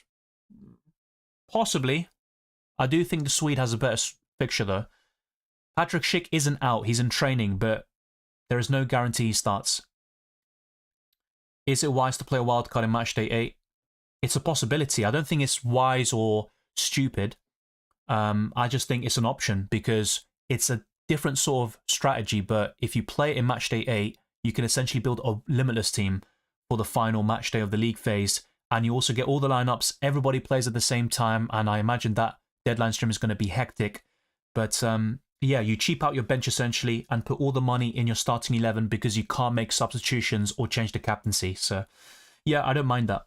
Kane is not going to play. So this is the last Kane question I'm going to answer. Kane is out of the squad. He can't play. Maignan or Raya? I think Raya, generally speaking, is better. But with Arsenal's injury problems, it's a bit up in the air. I'd stick with Raya, but not by much. Hey Dylan, captain Gyökeres or Salah? Salah for me. Saka or Musiala? Saka. Alvarez or Gyökeres? I'd go for Gyökeres long term. Because I look at Alvarez, he could be rotated in matchday 6, matchday 8, maybe against Leverkusen, although I think that's less likely. Transfer Lookman or Yamal or Saka? Probably Lookman. I'm not a big fan of Yamal in UCL Fantasy though. I think Rafinha's better. Yeah, AC Milan assets you consider. Maignan in goal, Theo Hernandez. Then you're looking at Reinders and maybe a punt on Rafael Leao, but not a big fan. Morata could do really well this week, by the way. Great fixtures for AC Milan. I just don't really trust Morata or Rafael Leao, per se. Emre Can is a hold for matchday 7 and 8, yes. I do think, though, if you've got a free transfer available and you don't know what to do with it, I'd look to sell Emre Can this week, if you can. But then you've also got the option to roll and have free transfers for matchday 7, which could be really important. So it is team dependent. I covered that JBR. I said Tillman. Durin Timber isn't officially out, but it's not looking good. That's all I can say. He wasn't spotted in training today. This is not a wildcard team. Otherwise, Harry Kane wouldn't be in it. He's injured. Blažević and Di Gregorio would never make a wildcard team in the last couple of weeks. They've been terrible. So, yeah, don't worry about that. This is just my normal team. I can build a wildcard, and I'm going to try lock in fairly soon. So with 2 free transfers, I could buy Raya or Maignan, any goalkeeper, maybe Alisson. I could buy Alisson, and then go for Alvarez or Gyökeres up front. Then for a -4 hit, I could do something similar, but then buy Saka for Joshua Kimmich. And then I've also got the wildcard option where I kind of go gung-ho and make wholesale changes. But then again, with this team, I was looking at buying Timber, and it looks like he's a big doubt. So maybe I'll just go for Saliba instead. But yeah, I could go for something like this. yeah, I think I am quite tempted actually. The more I look at this wildcard team, to just go for it. I really am tempted, but the problem is in a couple of weeks' time, or even in match day 7, there's going to be rotation, probably more injuries, suspensions, and players like Harry Kane and Pulisic could be back by then, and I may want them. And what would I do in that instance? Maybe Musiala to Pulisic, and then use that to upgrade my forward? Let's actually try that out. Because I want exit routes. I want a contingency plan. I want different options to be open-minded and flexible. So I'm not saying we have to buy Pulisic and Kane back, by the way, but I'd be very intrigued and very tempted to do it. So yeah, I'd be a little bit short. I'd be a little bit short of getting Harry Kane. 0.5 million to be exact, unless I sold Mohamed Salah instead of Musiala. And maybe I'll do that because by match day 7, maybe Liverpool would have already secured top 8 and they're going to rest Salah. Maybe that's going to be a thing. There's so much uncertainty, especially with this new format, and we haven't experienced this before, that it does pose a lot of questions, and you're just kind of to wing it in a way and hope for the best. But yeah, at the moment, if I was to wildcard, I'd probably go for something like this. The alternative is to have Vinicius Jr., just to kind of maintain that sort of structure. But that would also mean going for a cheap midfielder here, another one, alongside Kun. I'm not a big fan of that. I could also buy Gittins in match day 7. That's another possibility. Of course, with buying Saliba here, it has made it more difficult for me to do that sort of thing. Maybe I'll go for Kivior instead. I've already got Raya, to be fair, so I don't need Saliba. I don't really need him. Not of all the Arsenal injuries at the moment. So yeah, definitely a lot to think about. That's for sure. So Vinicius, let's put yeah, let's put Tillman for now. Tillman, and then 4.9 million. I could even double up on Liverpool for now, which is risky, but maybe one of them will start in match day 7 or 8 anyway, so that could also work. So yeah, Alvarez or Gyökeres, I'd go for Gyökeres long term. Timber wasn't in training today. Vinicius will start. That's been covered already. That's why haven't gone for it just now. Vinicius has been featured in all my videos for a reason. I'm not going to recommend an injured player.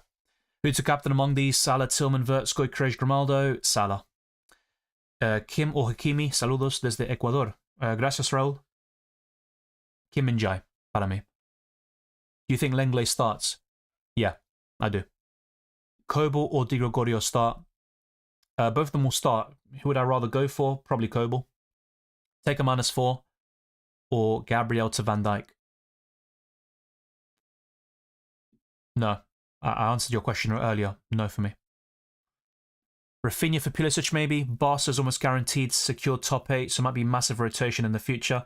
That's the problem with future match days. We could see a lot of rotation, more than we expected.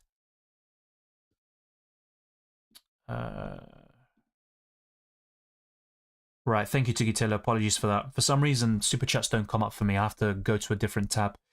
So, Captain Gyökeres, Musiala, Wirtz, Vinicius Jr. I'd probably say Gyökeres, but Sporting have been in terrible form. 3 consecutive losses. Gyökeres has scored in only one of those games, I believe, and that was a penalty, which he earned. Vinicius is probably like the big name, the one with the highest ceiling, but he's also got the toughest fixture of the lot. Maybe Wirtz would have something to say about that. But yeah, I'm probably going to say Gyökeres for me. It's not an easy one.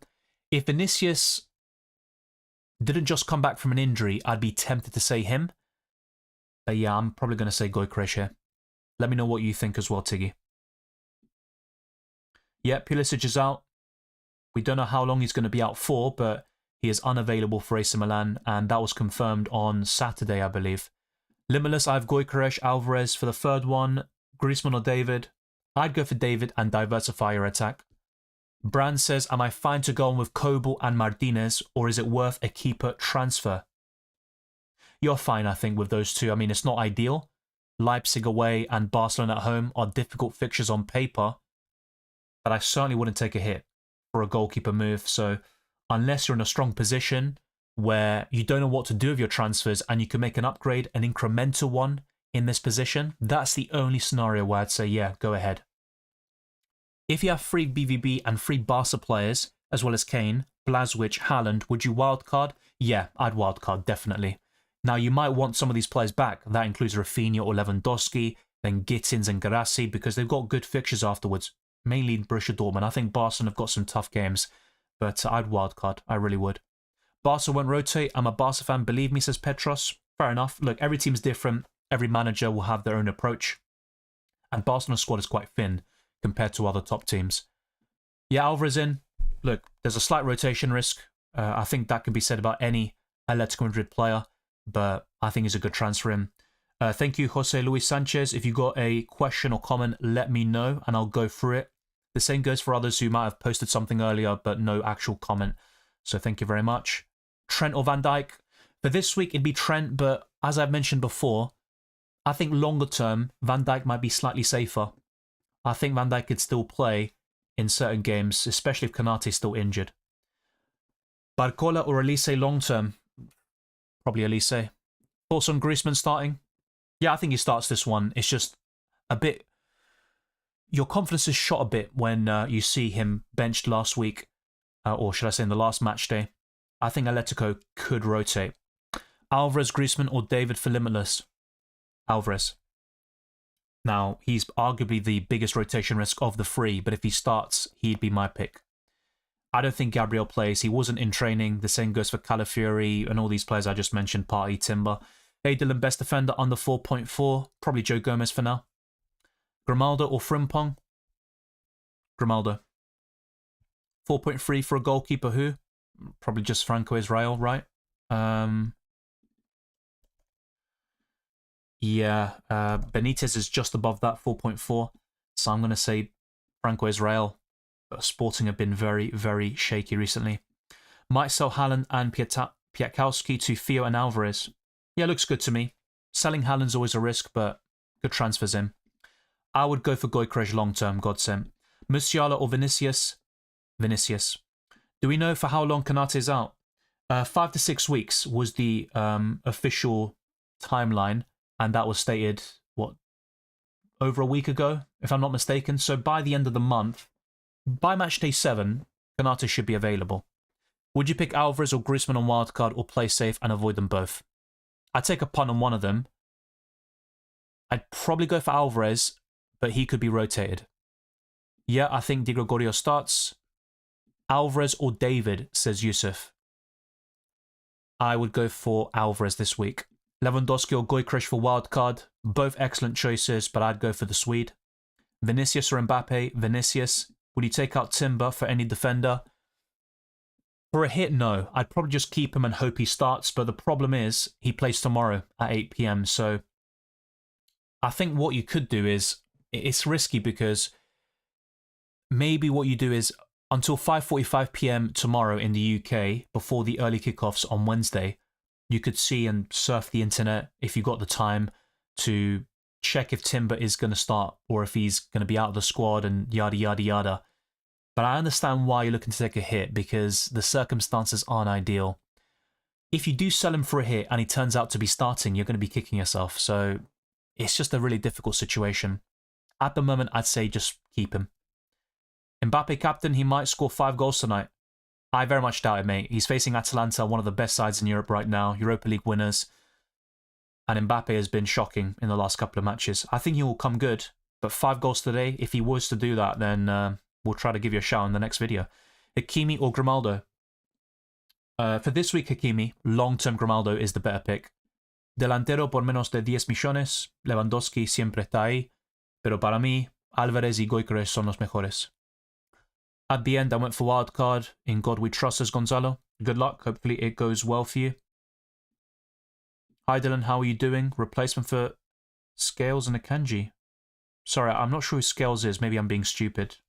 Oh, right. The Celtic defender, right. Okay, right, fair enough. That's my bad.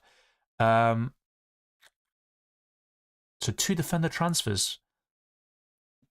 I mean, I was going to say Timber, but he wasn't in training today, so I'm probably going to go for a Liverpool one, which is risky because of future match days and rotation, but I think it could pay off this week.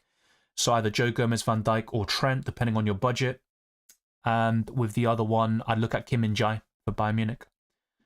I'm not sure, Chase. I'd like to think no, but it is a possibility. Isn't Vinicius injured? He was injured, but he's back, and he's expected to start, as covered earlier. Let's see if we've got any new questions. A lot of them have been answered already. Hey, Dylan, will you be tempted to play Wildcard? Your team looks super good. Well, I appreciate it. It's a decent team. Oh, this is obviously the Wildcard team. This is my non-Wildcard team. So it doesn't look as good. Obviously, Kane and Blazwich are the ones to sell. But, yeah, I have to say I am tempted by the Wildcard. I really am. I've got a decent squad here. I do think I can improve it. I'm just a bit concerned about rotation and other issues in Matchday 7 and 8, but I have to say the closer we get to the deadline, the more tempted I am to activate the chip. That's all I'm going to say. Hopefully by the next 10-20 minutes I decide, but I'm always focused on the questions first. When would you play both chips?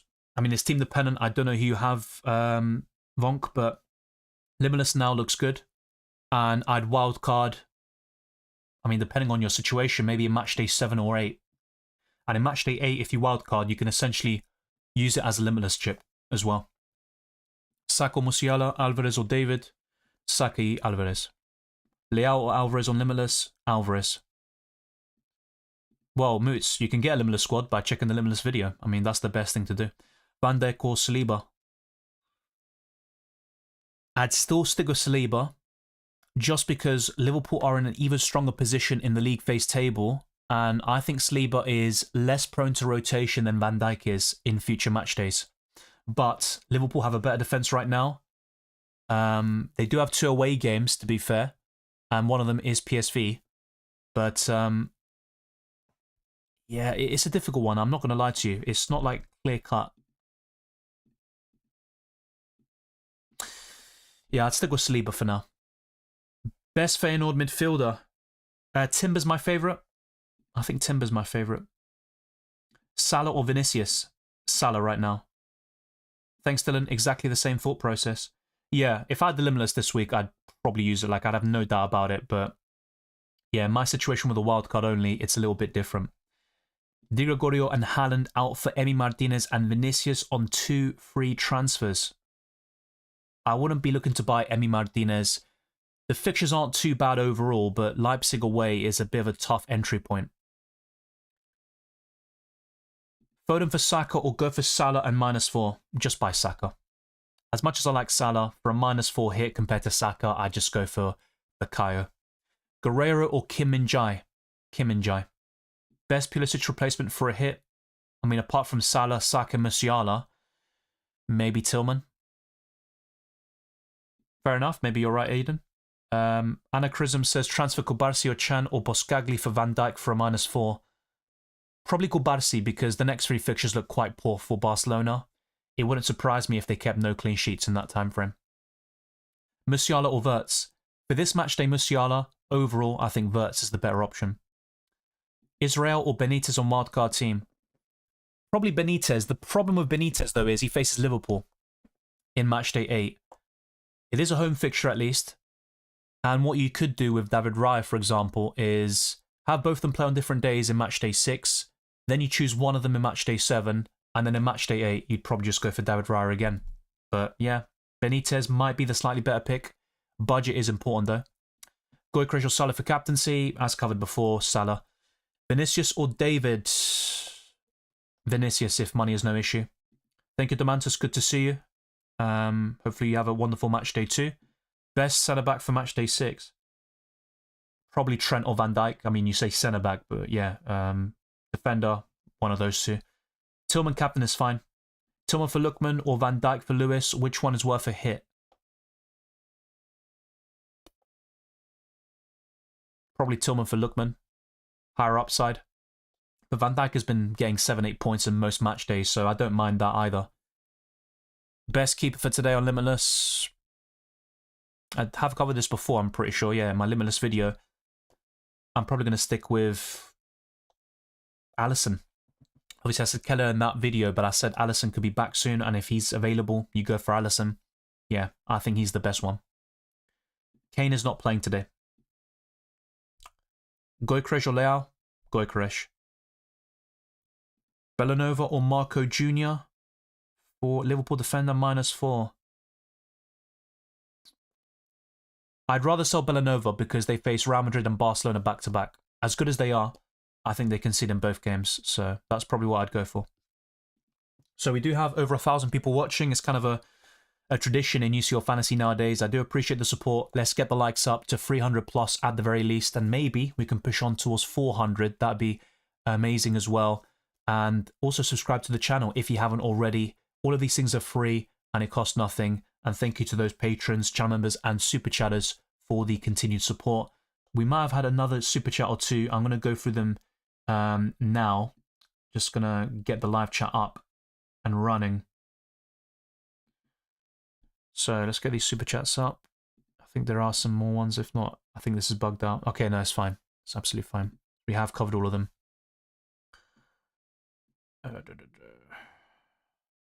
Thoughts on Van Dijk plus Salah for KDB and Kanate? Yeah, I think there are really good transfers in. I have no issues with that. Of course, KDB is a good player, but I think those moves are worthwhile. Keep Gabriel or sell? I lean towards sell. I don't think he plays. I've covered this earlier. Atalanta Storm Grass at home next. Keep in mind, guys. Yeah, true. True. But they also got Barcelona straight afterwards. That's just, yeah, it's very, very poor. Best midfielder punt. Yeah, I mean, any Liverpool attacker or player today looks really enticing. I'd probably look elsewhere. What's with the Theo hype? Yeah, I'll be honest. I looked at his points returns and I've been very surprised. He was much better last season. But yeah, he just hasn't been good enough. And apparently there are allegations against him, so I'm not sure what's going to happen there. But yeah, I'm not too keen on AC Milan defensively. Best Pulisic replacement, I have 11 million. Well, Salah and Saka will be the standouts for me. Limitless, Salah, Saka, Musiala, Rafinha. Suggestion for fifth midfielder, Elise. Yeah, that's a good punt. Diaz could be another shout, but I think I'd probably go for Tillman still. Anton is out, apparently, Slava. And should I change him or better to get Salah instead to Lookman or Kimmich? I think Salah just gives you a lot of upside. Best captaincy option for today, Salah. Who to sell for Saka, Gittins or Lookman? Probably Lookman, as mentioned earlier. Alvarez, Gyökeres, Saka and Van Dijk for a -8. I like the transfers in, but who are you selling? Which day, which one goalkeeper would you go for except Alisson? Oh my god. Okay.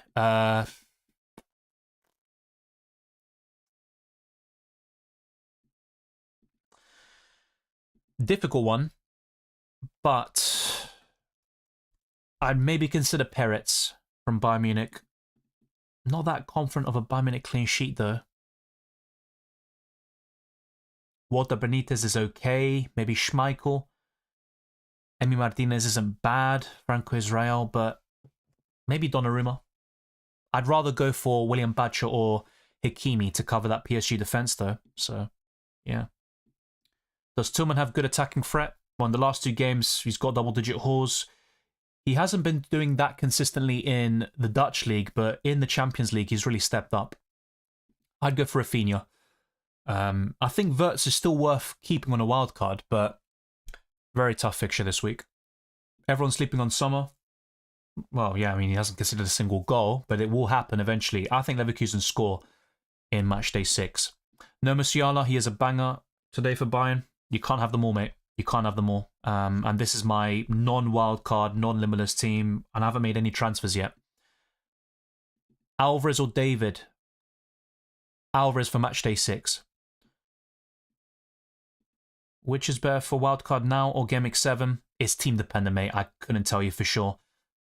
I think for a lot of people, Matchday 6 could be better, but I don't know your team, so it's impossible for me to say. Kane is not playing. I haven't made a transfer yet. He's going to be gone one way or the other. 51 ball recoveries for Pacho. Yeah, exactly that. He's been really impressive for ball recoveries. That's why I wouldn't mind him, actually, as a punt. Which day one goalkeeper? I covered that, mate. I literally just said Donnarumma. Tillman and Trent or Saka Lenglet? Probably Saka Lenglet. Good to see you, Palkos. Tillman and Trent, yeah, covered. Olmo, Lookman for Saka. I'd rather sell Lookman this week. Peretz, Chase. He's a 4 million goalkeeper. He started the weekend, didn't play necessarily well. Barcola or Tillman Limitless? Tillman. I mean, Havertz I mentioned briefly in my videos, but he hasn't been in good form. I personally would avoid him if you can. I think there are better forwards elsewhere. Jonathan David, Alvarez, Griezmann, Lewandowski, Vinicius Jr., even Mbappe. Yeah, there are better choices elsewhere. -8 points for Watkins to Alvarez and Sorloth to Gyökeres. I'd say yes, but there is a chance Sorloth starts and Alvarez doesn't. I'm just saying that. I'm not trying to scaremonger. That's genuinely what could happen. I think Matchday 6 is the best time, Clark Kent, but it does depend on your team. How many injuries and problems do you have? Could you afford to not use any chip this week? There's a lot in the air. My favourite is William Baccio, but Alexandra has good fixtures, at least in 2 of the next 3. But yeah, they're all good choices. I just think Baccio's the best one. 51 ball recoveries, as mentioned by Goldhead. Yeah, I think Emre Can will start. It's quite likely, in my opinion. Should I play Lewandowski or sell him? Well, on the wild card, you could definitely sell him on the wild card, but I think he's a worthwhile hold in many cases. Darwin, maybe a 1-week punt. I just don't really trust him. Yeah, he's a very poor finisher. Despite Liverpool flying this season, Darwin hasn't really set anything alight. He hasn't been that impressive. Haaland or Guirassy? Haaland. Salah or Gyökeres as captain? Salah. You can also see all my videos and stuff. I covered Salah in depth. Gyökeres or Musiala as captain? That's a bit closer, but I'd probably go for Gyökeres. I think Musiala is a brilliant choice, though. Gomez or Van Dijk or Robertson for the rest of the group stage? I mean, a lot depends on when certain players come back. If Konate is available before Matchday 7, which is likely, then you could see Van Dijk rotated. But then the same goes for Robertson. When is Tsimikas back? And that could also be a problem. Oddly enough, I think Joe Gomez might be the safest one in future match days, but it all depends on the circumstances and if Liverpool need results or not. Hey Dylan, Salah and Jonathan David or Saka and Alvarez? Probably Salah and Jonathan David. That might be an issue in Matchday 7 though, where Salah's rotated and Jonathan David faces Liverpool. Yamal or Rafinha? Rafinha. I just realised I can sell Hakimi to Baccio and afford Raya and a 5 million defender. 5 million defender. Yeah, not too keen on Boscagli right now and these PSV assets. 5 million defender. I would probably go for, I think, Alexandra. I think that could be a decent punt for you. If not, just to give you another idea, because I do think there are others out there, but they are skipping my mind right now. I think Joe Gomez, at least for this week, looks really solid. And then Jimenez for Atletico Madrid. I'd be tempted by Jimenez. The only problem with that is he faces Leverkusen in Matchday 7. So, yeah, any of those would be fine. So we've got 20 minutes left. I have answered hundreds of questions already, so I'm probably going to start focusing on my team and decide what the hell I'm going to do. So let's go back to the transfer section.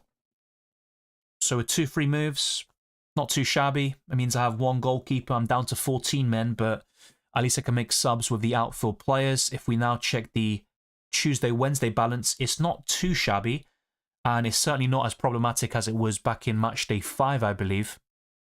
But yeah, I've actually got more Wednesday players, if you think about it. So I've got 3, 4, 5, 6, 7, no, just 6 Tuesday players here. And then the rest are on the Wednesday. That is very interesting indeed.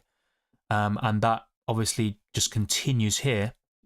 If anything, it gets worse by getting Saka for Joshua Kimmich. So that would be 5 to 10, technically. 5 to 10 balance on Tuesday, Wednesday. On the wildcard, though, if we think about it as well, this does look a bit better. So Benitez, maybe Gomez, Van Dijk, Kim Min-jae. So that's looking much better. Tillman, Salah, Kun, Vinicius, Gyökeres. So yeah, at least for Matchday 6, this does look quite appealing. I have to say that. So yeah, right now we are on, well, 279 likes. Let's get this up to 300 plus. That would be greatly appreciated. It costs nothing and supports the channel very much. Hopefully I haven't missed any. I think we're all good on that front. Yeah, Tiggy just put another one and I didn't see it. Best 5.5 million goalkeeper or keep Nubel, 1 million in the bank. I don't trust Stuttgart defensively. I've never actually recommended him in any of my videos, but he's got 2 plum fixtures coming up. I'd probably keep him. The best 5.5 million goalkeepers include Raya and Magnan, but Raya technically costs 5.6. So if you're talking about, yeah, you said 1 million in the bank, you can't afford Raya.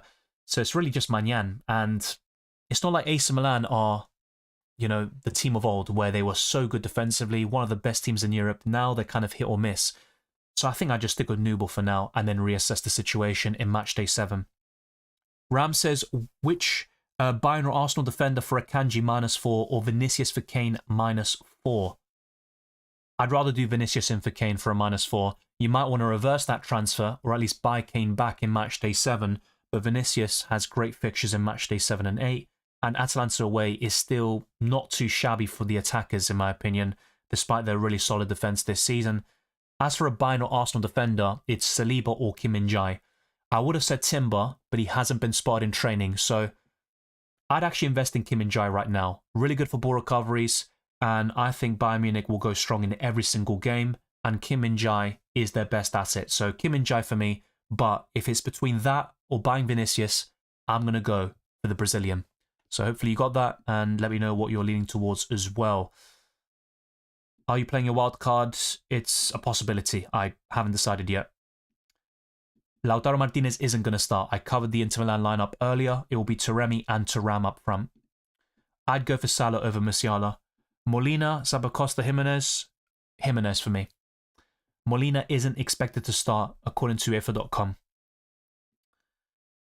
Using Limitless Chip today, copying what you've taught us, so waiting until the very last minute.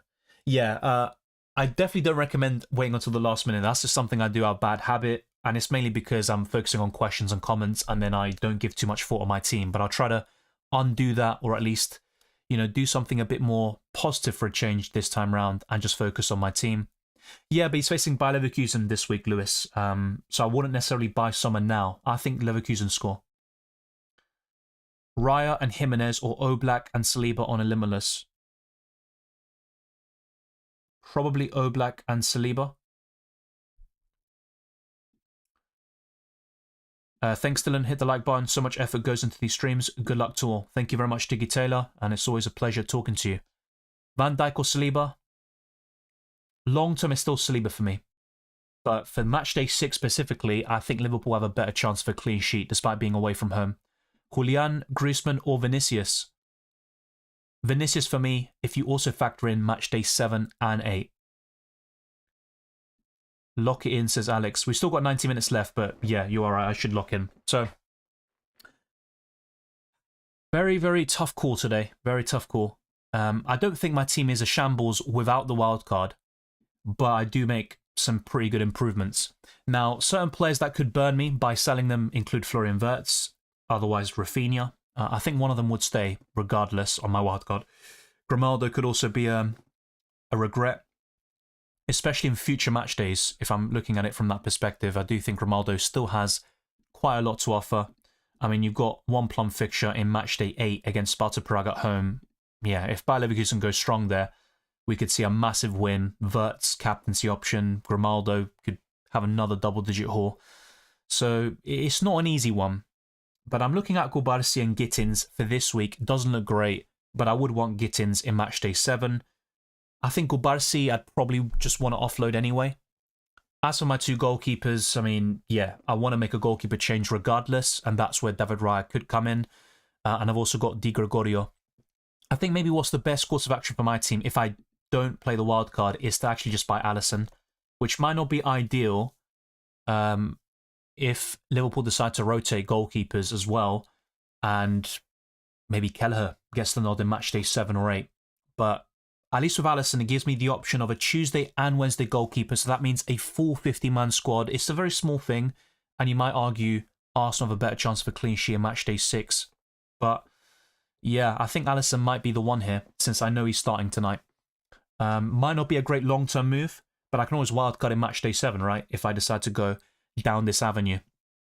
So that's something I'm thinking about. He does cost 6 million, which is probably too expensive, but at least I do cover Liverpool defensively that way, and I've got a double up in their team with Salah captain, so that is definitely very tempting for me. And then I can buy Alvarez or Gyökeres up front. I'm just a bit concerned about Alvarez's rotation. What I'm going to do now is quickly see if I can get a reliable Spanish source with the Atletico Madrid predicted lineup. I very much doubt that's going to be the case, but it's always worth a try. Let's see if I can get something here. I mean, I've got something here from ESPN. I'm not sure if they're going to be that reliable. Let's see if I can get Atletico Madrid's lineup here. So yeah, they do have Alvarez in their lineup alongside Griezmann. Every single lineup I've seen do have the two of them starting. I think they both will, but what we saw with the Frenchman last week being benched, that obviously raised some alarm bells. But yeah, I think Alvarez would be the one. Haven't owned him in UCL Fantasy all season. In FPL, I can't remember the last time I had him, maybe the season before last. But yeah, that's something I could do. And I'd still... Oh, I'd be just short, actually, of buying Saka, the Kimmich. That'd be very tempting. I mean, I could still do it, but it would mean Gyökeres instead of Alvarez. So that's something else I could do. I'll show you it here, actually. So Alisson in. And then let's get Gyökeres instead of Alvarez. So yeah, exactly enough money to do that for a -4 hit. And then there's this. Doesn't look too bad in my opinion, and I keep Wirtz, who could still do really well. Jonathan David is a nice punt, who I might not even go for on the wild card. I do have Erling Haaland, and I think Lewandowski, Vinicius, and all these other forwards are better. So some big decisions to be made here. Some really big decisions. But yeah, I think in the next 10 minutes I'll decide fully, and just make a decision. So yeah, thank you to those that have liked the video. We have gotten 300 plus. I appreciate it. Let's now try to get to 400. That would be a massive push. I wonder if Peretz at 3.9 million is the one to go for. Yeah, the problem with that though is that in Matchday 7, Neuer's probably back because he's available in January. It looks like he's out until January. And of course, Matchday 7 does take place in late January there. Who's the team with the most clean sheet probability this Matchday? On paper, you're looking at Liverpool, Arsenal, and probably Atletico Madrid. They're probably the top ones, Atleti. Yeah, I think those are the top three, and I'd put Atletico first. I do think Arsenal concede, though, personally. I do think that with all the injuries they have. Aranya says, is it worth doing Musiala out to be able to afford Salah? One of Tillman, Kun, and one of Alvarez, Gyökeres, David for a -4 hit, or would you keep Musiala and get Saka instead of Salah plus Jonathan David for free? I like Musiala a lot this week, and he's been in brilliant form, but I do think Salah is worth the hassle. So then one of Tillman Kun, and then one of Alvarez, Gyökeres, David for a -4 hit. Yeah, but the problem, yeah, as much as I like Salah, buying Saka and then Jonathan David for free, that's probably my favourite, as I mentioned before in your previous super chat. So that is what I'd lean towards. Now, Salah could go ballistic today against Girona. And then you're thinking, why did I not just take the -4 hit? But they're all good options we're talking about. And Saka against Monaco, that could be a high-scoring game. So it's not clear-cut. But my preference would be Saka and Jonathan David for free. Alvarez or David? Probably Alvarez. Hi, Dylan. I need your opinion. Salah, Gyökeres, or Musiala captain? It would be Salah. Trent, Theo, Pacho, Kim, and Timber. It's a good defense. Just bear in mind, I covered this to death already. Jurian Timber wasn't spotted in training today, so there are concerns about him starting in Matchday 6. Gyökeres or Alvarez. Gyökeres for me long term. Leao, Rafinha, or Maeda, Lewandowski. Probably Maeda and Lewandowski. Would you do Lookman to Saka or Musiala for a -4? Saka. They're both good options though. I don't mind that. Lewandowski or David. If money is no issue, Lewandowski. Mateus says Musiala and Reinders or Rafinha and Tillman long term. Rafinha and Tillman. Alisson and Szoboszlai or Trent and Diaz. Trent and Diaz. Wildcard is a good option for this match day. Yes, but it is team dependent. Alvarez or Gyökeres. Covered that already, mate. Captain for tomorrow. Probably Saka. Best players in the midfield. Covered in my Limitless and Wildcard videos, but Salah, Saka, Musiala would make up the bulk of that midfield. Maybe Tillman also enters that equation. Thoughts on Openda? Not really too infused about it. I think that could be a low-scoring game between Villa Leipzig. I mean, historically, you'd expect a high-scoring game, but this season, Villa have been very solid in the Champions League. But yeah, I'm just not a big fan. I think David and all these options I've discussed today and throughout the week I'd rather go in that direction. Keeper on the 5.2 million. Walter Benitez is decent. Maybe Kun from Stuttgart. I'm probably looking at Kobel though, if I'm not mistaken. I know he's got Barcelona this week, but afterwards you've got some really good fixtures, and I think Borussia Dortmund can keep a clean sheet or two. So, goalkeeper Israel or Karnaseshi. I'd rather go for Franco Israel. The fixture is much better on paper, but having said that, Atalanta certainly have the better defence, so it's a difficult one. Rafael Leao is okay, I just don't really trust him. Trent or Van Dijk now that we know both start. For this match day, it'd be Trent. I think for ball recoveries, Virgil van Dijk edges it, but you've also got the attacking potential from Trent. Long term, I think Van Dijk might be the safer pick, but it's a really close call. Pau Torres is okay, but once again, if I'm building a wildcard team now or making a defender transfer, I don't think Pau Torres will be up there for me, but he has been good up until now, that's for sure. I just covered Timber. He wasn't in training today. I can't give you any more updates than that. Thoughts on Guerrero? Not as good as Kim Min-jae, but still a good option. Aranya says, yes, but I'm concerned about Arsenal this match day. Yeah, I completely agree. Monaco's a much stronger opponent than Girona, in my opinion. Going without Salah can cost me, which is my main worry. Yeah, it's just when Arsenal get clicking, and you saw Saka very recently against Nottingham Forest and West Ham, and even Sporting, he got some massive hauls.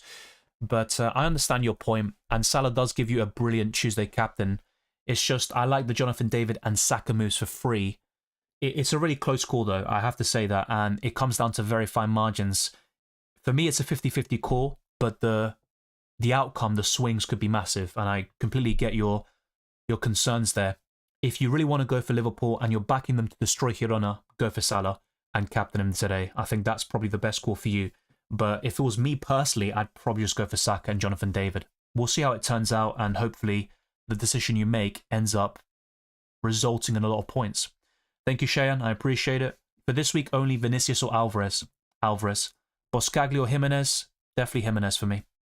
All right, I'm going to start doing this. Otherwise, I'm never going to make a decision. So, as much as I like these transfers, I have to say I'm very, very tempted by the wild card. And maybe I shouldn't be, because it's not like my team is terrible without it.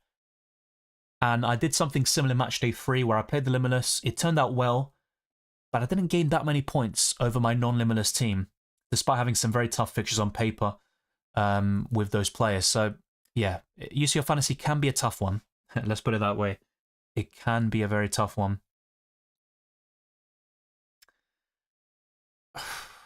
Yeah, I'm not going to lie. I think I'm going to stick with what I have here.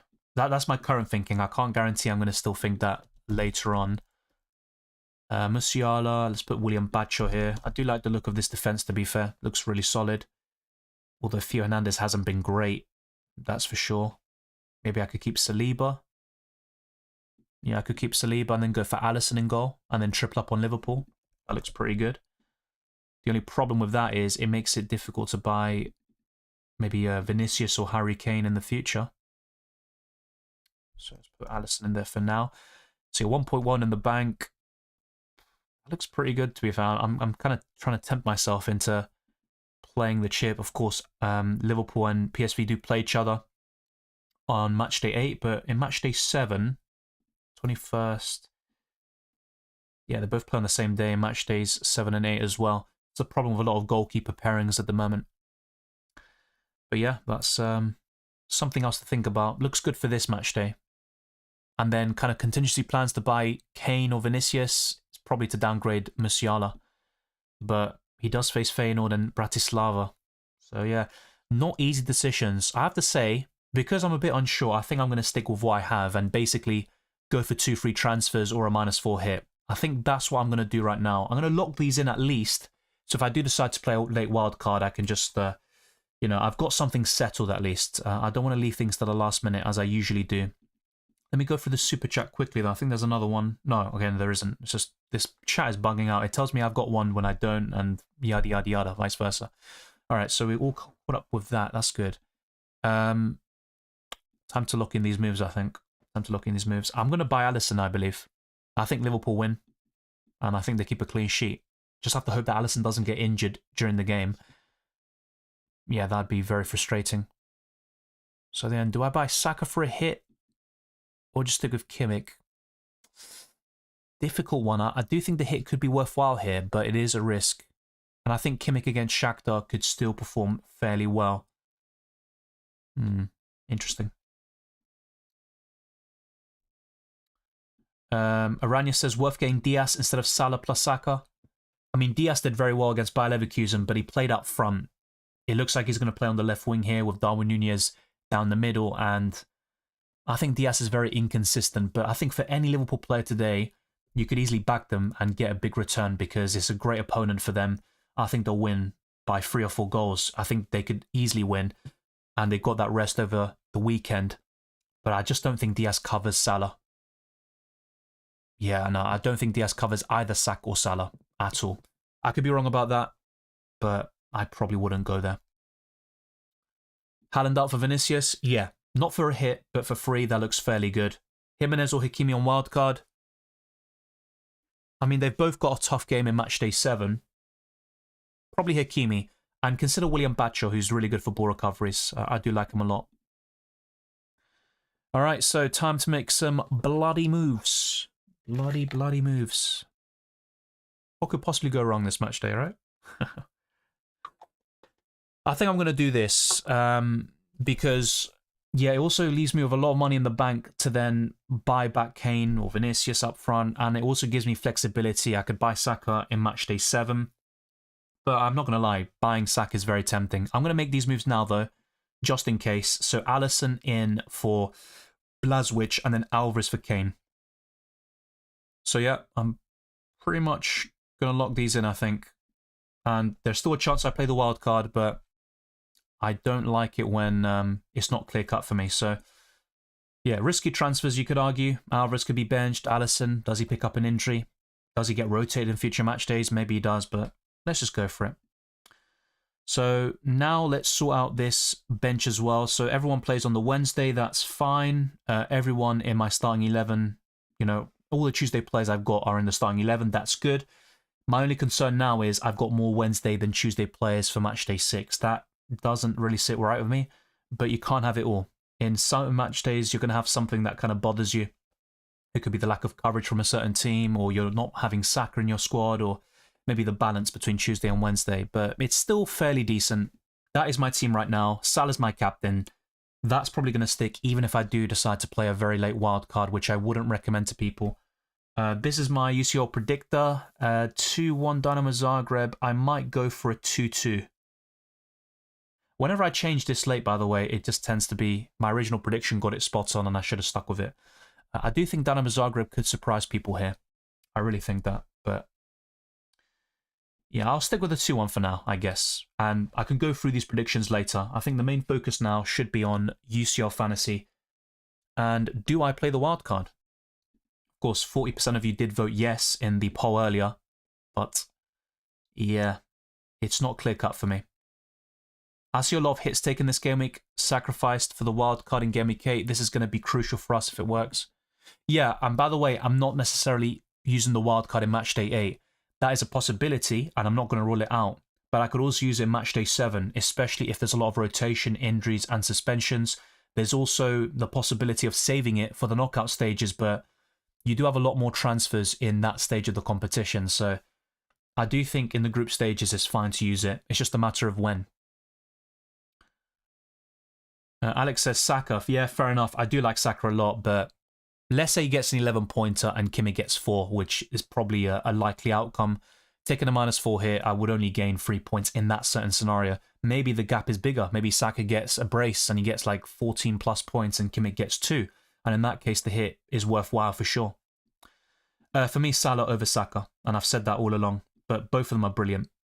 I'm gutted I couldn't afford Alvarez, but I had to prioritise Salah and Saka. Ended up with Gyökeres and David on my wildcard. Yeah, you can't have them all. That's the simple Rule of UCL Fantasy and FPL, you have to make sacrifices somewhere. Vinicius is starting Nafi. We've covered that to death. Saliba or Jimenez? For this match day, Jimenez. Overall, I still think Saliba's better.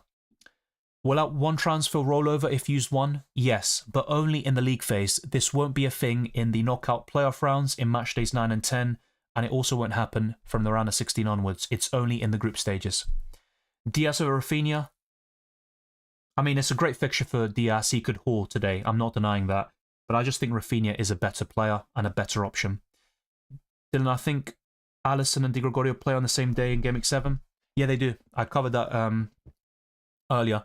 At least with Walter Benitez and stuff. But yeah, I said that with a lot of these goalkeeper rotations. Even if I bought Raya, I think they also play on the same day in match day 7. So it's just a problem I'm going to have. I'm not really too fussed about that. And I could wildcard in match day 7 anyway if I decide to make a few incremental upgrades.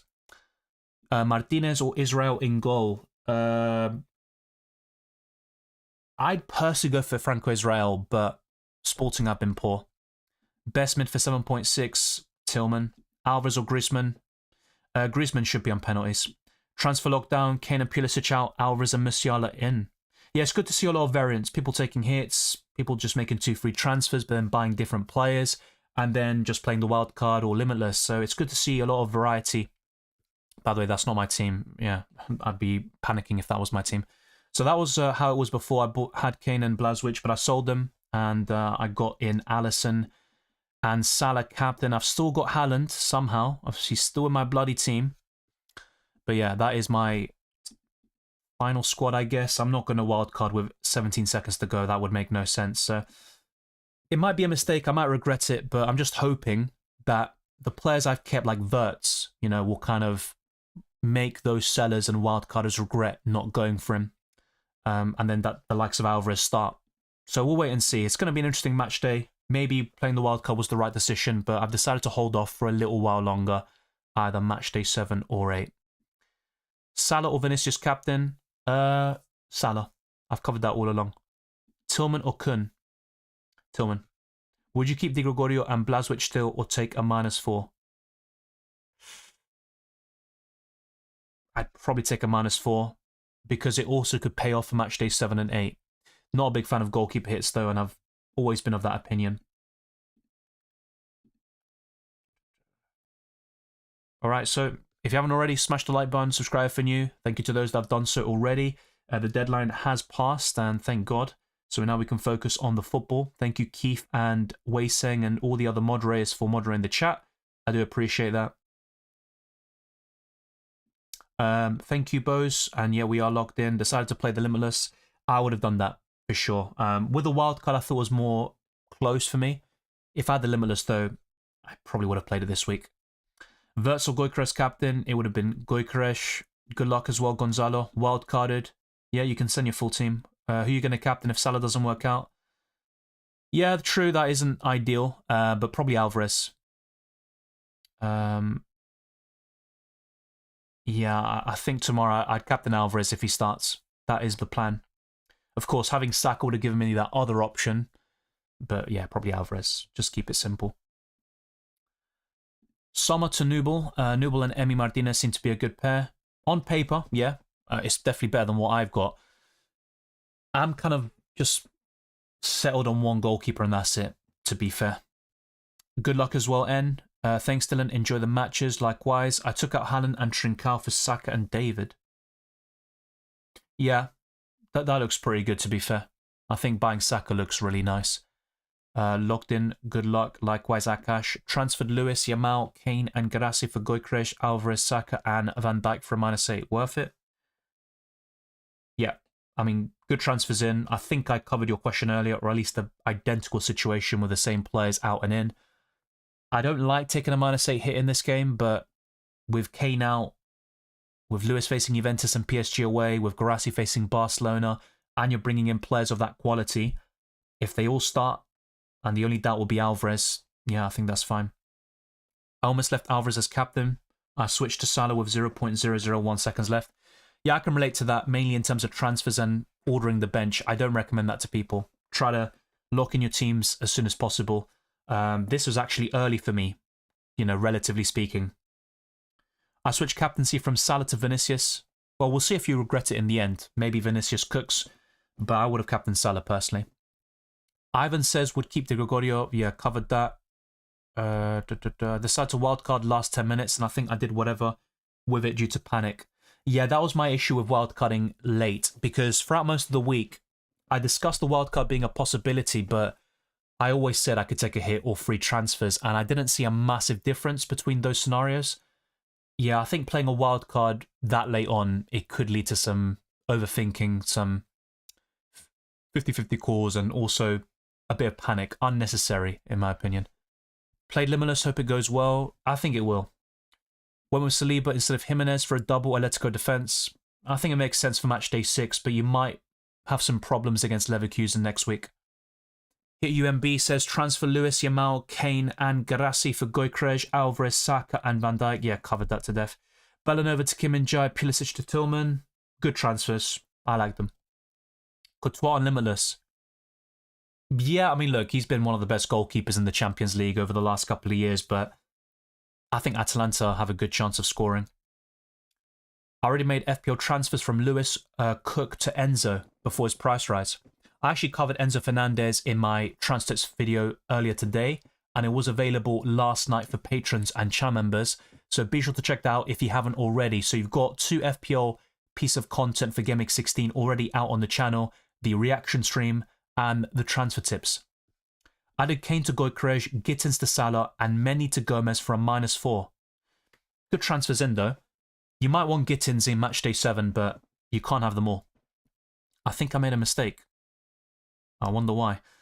I couldn't bring in my goalkeeper. Yeah, these things can happen. Especially with late transfers. It's never happened to me, I think. I think the one time where I didn't order my bench in time, it wasn't that bad because it was basically just like a Wednesday play or something like that. So it wasn't really a big deal. But yeah, try to avoid that if possible. Good luck as well, Miguel. Ryan says, good luck. I took a -4. Kane, Milambo, Kubarsi, Gabriel out, and Demirovic, Saka, Hernandez, Gomez in. I like those moves, and Demirovic could be a nice differential. Haven't really covered him too much, but the fixtures are really there to be targeted. The FF Frostbite says goalkeeper Carneseshi and Raya, Van Dijk, Theo, Jimenez, Kim Min-jae, Vinicius, Salah, Bellingham, Musiala, Kun, Rafinha, Rafael Leao, Gyökeres, Alvarez. Try to get players in good form. Yeah, you got some really good picks in there. I've already said about Rafael Leao, I don't trust him that much, but with those fixtures, he could produce a big haul. There's no denying it. And with no Pulisic, he could step up and be the talisman. And it's a really good, well thought out squad, so I don't have too many issues with it. Thank you, Luis. Nice week, and thank you, bro. Likewise, mate. I hope you have a good one. Nah, I'm using the wildcard last game week. Massive advantage with all the lineups available. Yeah, the more I think about it, I could see myself using the wildcard in matchday 8. That could be a great weapon, if I'm being honest. So the problem with the wildcard, or should I say the problem, the biggest advantage of it is the long-term hauls. But in this scenario where you're going to have more rotation, you know, you're going to have injuries and stuff, which you don't really know too much about. Matchday is the only time in UCL Fantasy where you're going to have every single lineup available and no substitutions as well, or captaincy. The only other time you're going to have that is matchday 13 for the matchday 17 now for the Champions League final. So it's a very unique circumstance here, and I think the wildcard could be really well used in that matchday. I doubled from Liverpool and don't have any Arsenal defenders. I don't necessarily disagree, mate. You know, I think Arsenal were more solid defensively last season, and now, no Timber or Partey in training. Gabriel and Calafiori are still missing. You've also got Sinchenko, White and Tomiyasu out. It's a lot of injury problems for Arsenal. I think Monaco score. Justin says, wildcarding my team. Kasper, Trent, Bacho, Kim Min-jae, Rafinha, Saka, Vert, Salah, Gyökeres, Alvarez, Lewandowski, Israel, Gittins, Timber, Lenglet. Saving my 2.7 million to get Kane Vinicius in the future. I like that. I'm not going to lie. And I was thinking about something similar with my own provisional wildcard for matchday 6. To have that money in the bank to buy those premiums. Yeah, really good squad. Yeah, just have to hope that they all start in matchday 6 and 7. And obviously in matchday 8, there could be some problems. But It's impossible to have it all every single match day. With Jurrien Timber, as I've covered a lot in this stream, he wasn't in training today, which is a big concern for Arsenal. Thank you, Kaio. Good luck as well. The buying goalkeeper will be Peretz, a 3.9 million goalkeeper in UCL Fantasy. Yeah, exactly. We can see the Atletico Madrid lineup tomorrow. If Alvarez doesn't start, I'll be fuming, but at least I can keep him on the bench and not captain him at least. I kept Gyökeres instead of Jonathan David for both previous and this match day. Yeah, I saw Gyökeres when he faced City. The rest is history, of course. And I bought Jonathan David last week, but if I wildcarded this week, there was a chance I didn't keep Jonathan David, and there could have been a regret there. Easy99 says, since Enzo got divorced, he has 9 goals and assists. Not a great example for your kids. Don't divorce. Stay in your marriages. Stay humble. Stay loyal. But Enzo Fernandez is a good player. Just maybe not a very good person. I'm not going to judge on that, though. Akraf says, I did Kane, Rafinha, Pavard, and Anton out for Lewandowski, Musiala, Arnold, and Kim Min-jae. What do you think? Yeah, great moves in. I'm not sure how many hits you took. So if you rolled the transfer last week, then it would be for a -4 hit, which is definitely fine. For a -8, not so sure about selling Rafinha for a hit, but the rest looks good. Power of divorce, yeah, let's not recommend that. Yeah, my wildcard for matchday 7 or 8. It's good to see so many different strategies, though. Earlier this season, my chip strategy guide, I was talking about saving the wildcard for later, but yeah, now that we're getting close to January and that matchday 7 to 8, the closing of the league phase, I'm very tempted to use it in matchday 8 right now, but we'll see. Looks like the site updates here too. Cannot see my team yet. Oh, really? For me, it updates instantly. I can see Salah's points already and Alisson Becker. Thanks, Dylan. Have a nice one. Forza Inter. Likewise, Ivans and Inter Milan are looking solid this season. One of the, I want to say underdogs, but kind of going under the radar to reach another Champions League final. Ryan says, hopefully it goes well. Looking to improve on my 11k rank. Really good stuff. At this stage of the season, that's a great position to be in, and hopefully you can break into the top 10k. Think Lookman could do something against Madrid? He certainly could. Will he? I'm going to say no, but you obviously said could he, and the answer is yes. I forgot about Hernandez and I bought in Hakimi. Now, I think Hakimi is better for this week, arguably, and you've also got William Bacho, who is a ball recovery machine. Transit Tube says my wildcard team ended up being Gyökeres, Vinicius, Alvarez, Kun, Tillman, Salah, Kimmich, Van Dijk, Saliba, Kim Min-jae, Israel, Raya, Schlotterbeck, Jimenez, Saka. Thoughts? Very, very strong squad. It's very similar to what I discussed in my wildcard video. I didn't have Kimmich in there, to be honest, but yeah, it's a very good foundation. I'm less keen on the Arsenal defensive double-up based on the news we got today, but hopefully it goes well for you. The FF Frostbite says, really excited to see how the new playoffs part of the season plays out when it gets to that point. Yeah, it's going to be something completely new. That is going to be the maybe the most unpredictable part of UCL Fantasy, because even with this, with the 8 match days in the league phase, at least you're kind of used to it with 6 games in the group stages normally. So that's going to be the biggest difference.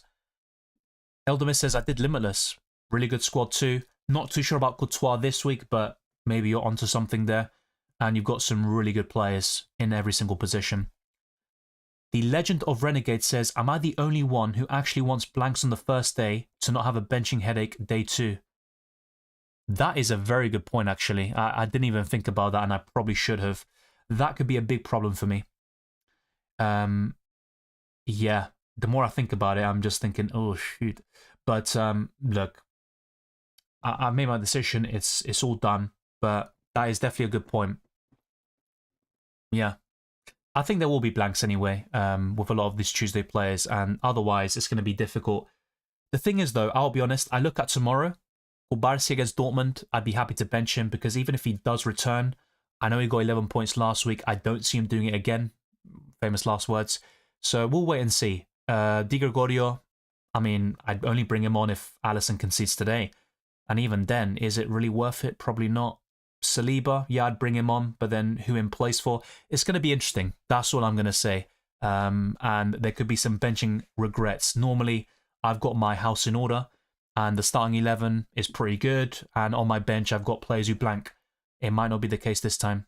Perez is 4 million. Oh, right, okay, because someone else earlier said Perez is 3.9, so that caught me off guard. Yeah, Perez is 4 million, Ulrich is 3.9.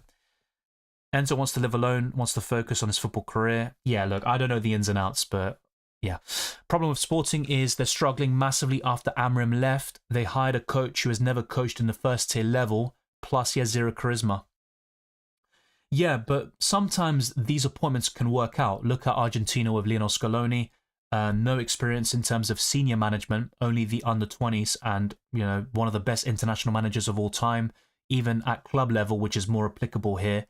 You've got countless examples of managers who have never managed at the top level as a head coach, and with their first job, they just do a really good business there. But yeah, it just doesn't look good for Sporting right now. They need a new manager, it seems. But maybe this win against Club Brugge, if they can get it, could be the start of an upturn in form. Welcome, FPL Kevy. Good luck. I was tempted to take a -4 to take out Engels for a Liverpool mid, but decided against it last minute. Yeah, the only one I would have done it for is Salah. Otherwise, it's kind of risky for me. Can't think of a better 4.4 than Timber in the short time because I did wildcard last minute. No, look, for me, Timber, if he's available, he's the best one, but that news that broke today is not good for Arsenal. But for next game, Hakimi isn't good. Not on paper, but Man City are struggling, to be fair. Easy99 says, just watch FIFA eFootball World Cup. My country, Malaysia, goes to the quarterfinals. Unfortunately, Argentina get knocked out in the last match in the group stage. But hopefully Malaysia win it. I'll be honest, I had no idea that was going on. I got in Salah, Diaz and David for Musiala, Rodgers and Kane for a -4. I feel Bayern may struggle away to Shakhtar without Kane, and Monaco versus Arsenal with all the injuries may also be tight. That's a good point, which I didn't really mention about Bayern. I think they could be, maybe not a shock, which is possible, but I do think they might not score as many goals as you'd expect. So I'm still bullish on Musiala, but it's not like I want to go for 2 or 3 Bayern players necessarily, especially a double up in the attack without Harry Kane. Would have wanted Alvarez over David though, but I'll take my chances. My UCL Fantasy calls have been fairly decent this season, so fingers crossed. Yeah, you just got to hope that it keeps on going your way, really. But yeah, I'm happy to have David for now. If he doesn't deliver though, he would be on the chopping block for me against Liverpool, despite a decent fixture in Matchday 8. Almost 1-0 Girona. Wow. Close there for Liverpool. Yeah, maybe I'm going to jinx the Reds with Alisson. We'll see. Cheers, boss. I'm heading to bed as it's 2 a.m. here, hoping to improve my 3.2k overall rank. Hopefully you do. Top 1k incoming. Where are you watching from? That's what I'm wondering. But yeah, a lot of people who tune in are, in these live streams when it's like 2, 3 a.m., which is crazy. GG, says Smith. My panic wildcard, says Badder. Raya, Oblak, Theo, Saliba, Mittelstadt, Grimaldo, Jimenez, Saka, Salah, Kun, Lookman, Reinders, Alvarez, Demirovic, David, forgot Grimaldo, and bought 2 goalkeepers playing the same day. Yeah, but look, even in my case, I bought Alisson who plays today. He might concede very soon, by the way, as I'm speaking, but for Matchday 7, he plays on the same day as Di Gregorio.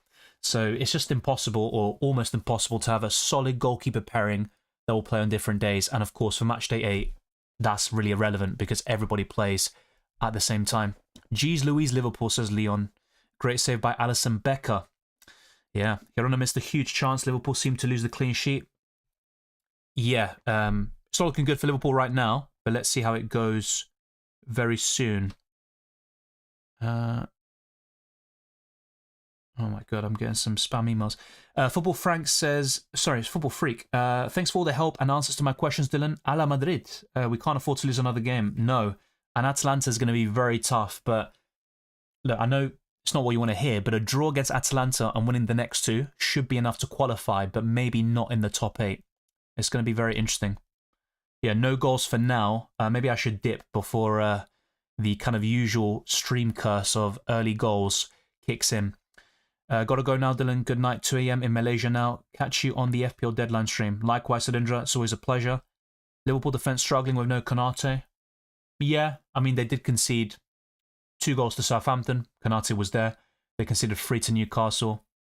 Of course, we didn't see how they got on against Everton this weekend. That would have been very interesting. So yeah, maybe it was a wrong call to go for Alisson. But then again, they kept the clean sheet against Real Madrid without Konate too. I'm from Perth, Australia, mate. Good day. Well, wow. Yeah, there's people from all over the world, which is crazy. And it's always great to talk to people from different continents. England so bad in console and mobile version of eFootball. Get battered everywhere. Yeah, I mean, I think England, all they care about is the World Cup, but we've seen their record since 1966. Can you consider doing differential teams similar to how you do Best Wildcard and Limitless? I get what you're saying. I'd love to do those sorts of videos, but I'll be honest, whenever I kind of do something along those lines for FPL and UCL Fantasy, they just don't get the traction of the main videos I post every single week. So, yeah, I'll try to do it at some stage, but I can't guarantee it. Maybe in like a deadline stream, I'll show like the differential team of the week and stuff. But as a separate dedicated video with in-depth analysis, I'm not so sure because I'm not sure the actual turnout will be there. Liverpool looks like they're playing Croatia, not Girona. Yeah, interesting. And I've got Salah captain, so let's wait and see. Can the Gandhi effect follow Salah in UCL Fantasy? It's more of an FPL thing. I think in early kickoffs, we have seen some big hauls for UCL Fantasy players, but I need to think when. You know, I think Wirtz, for example, in Matchday 1, got a big haul against Feyenoord, I think it was. I kept Lookman as I feel he'll haul against Madrid. It's possible. Madrid aren't at their strongest this season. They've got injury problems. They've had them all year. So they're going to have to plough through it. And Atalanta is a very tough test. I'm from Trinidad and Tobago. Not that you asked. Yeah, but I remember you told me that before. And yeah, I think Trinidad and Tobago are actually quite high up there in terms of like the top 10, top 20 countries of people watching my videos, which is surprising, actually. Atalanta plays beautiful football. Yeah, they're a good team. They're a good team, very tough to beat, and they're in great form across all competitions. Talking about Girona, jerseys, they're not the play style. Yeah, I get that. I got the reference. But we'll wait and see. I'm not watching the games yet. After the stream is done, though, I might have a look at the Liverpool game and see how much I jinx Salah and Alisson. Apologies for that. It's probably indigestion. I'm not sure what the bloody hell's happening in there. But thank you, everyone. It's been a pleasure for the last couple of hours. If you haven't already, smash the like button and subscribe for new. If you enjoy my content, it costs nothing and goes a long way to support my channel. That was the final UCL Fantasy stream of the year, but there will be more for match day 7 and 8, and for every single match day. That's pretty much been the case for the last couple of years. Same with FPL, with the customary videos. And for UCL Fantasy, it's Limitless and Wildcard teams every single week, and of course my team selections. But of course, in those match days like 9 and 11, where we've got unlimited transfers, that doesn't apply there because you can't use a chip. But I will talk about the best teams and maybe go for differentials and stuff like that. All of that will be covered on the channel. And check out my how to play and chip strategy guides for UCL Fantasy. They are still very relevant today and they are very helpful for new players. Who's your shout for UCL winner? It's very early in the season, but my top 5 list would include Liverpool, Inter Milan, Barcelona, Real Madrid and Bayern Munich. That's my top 5. Not necessarily in order, but I think the top 2, as in Liverpool and Inter Milan, they might be like in the power rankings in those positions right now. Cesar Camarillo says, just want to say thanks for the advice, helps a lot. Definitely enjoy these lives and your videos before every match week. I appreciate that, and I'm glad that you took some value out of it. Good luck for match day 6, and hopefully you get some big scores. Take care, Dylan. Likewise, Godsent. As well, Bada, good to see you. Interested to know your predictions for Madrid Atalanta and Inter Leverkusen. Inter Leverkusen, I'm going to go for 1-1. Real Madrid Atalanta. I'm always very cautious about not downplaying Real Madrid because of what they've been in the Champions League over the years. And they still got some top quality players. But Atalanta are a better team right now. I might see another draw here, though. I might go for a 2-2. And I know Atalanta have been solid defensively, and will Real Madrid score 2 goals away from home? I don't know. Those are my current predictions, though. And I did cover as well the UCL Fantasy predictions and the predictor thing. Never actually found out, but who do you support? Unfortunately, I support Arsenal. My local team from a young age. Thankfully, though, my national team is Argentina, so at least I got something there. But yeah, Arsenal. And of course, Rosario Central, my family team too. So those are the three teams I support, 2 clubs and 1 national team. And it's not like I support 2 English teams or something like that, or glory hunt from one to the other. That isn't me. That isn't me at all. Thank you, everyone. It's been a pleasure talking to all of you. If you've got any more questions or comments, let me know in the comment section on the Discord server. And you can follow me on Twitter and Instagram, and also reach me out on those platforms. And you can find me across a lot of these different apps, even Reddit and stuff like that. So always try to, have a look. Also, we can contact each other there. But I'll see you very soon for more FPL and UCL Fantasy content. But for Champions League, the next videos will be next month, really. And for FPL, the transfer tips is already out for Game Week 16. And next up will be the best wildcard team and my team selection. And more streams are headed your way for FPL this time. Take care, everyone. Enjoy the football. And I'll see you very soon. And hopefully, we get those green arrows in UCL Fantasy and FPL.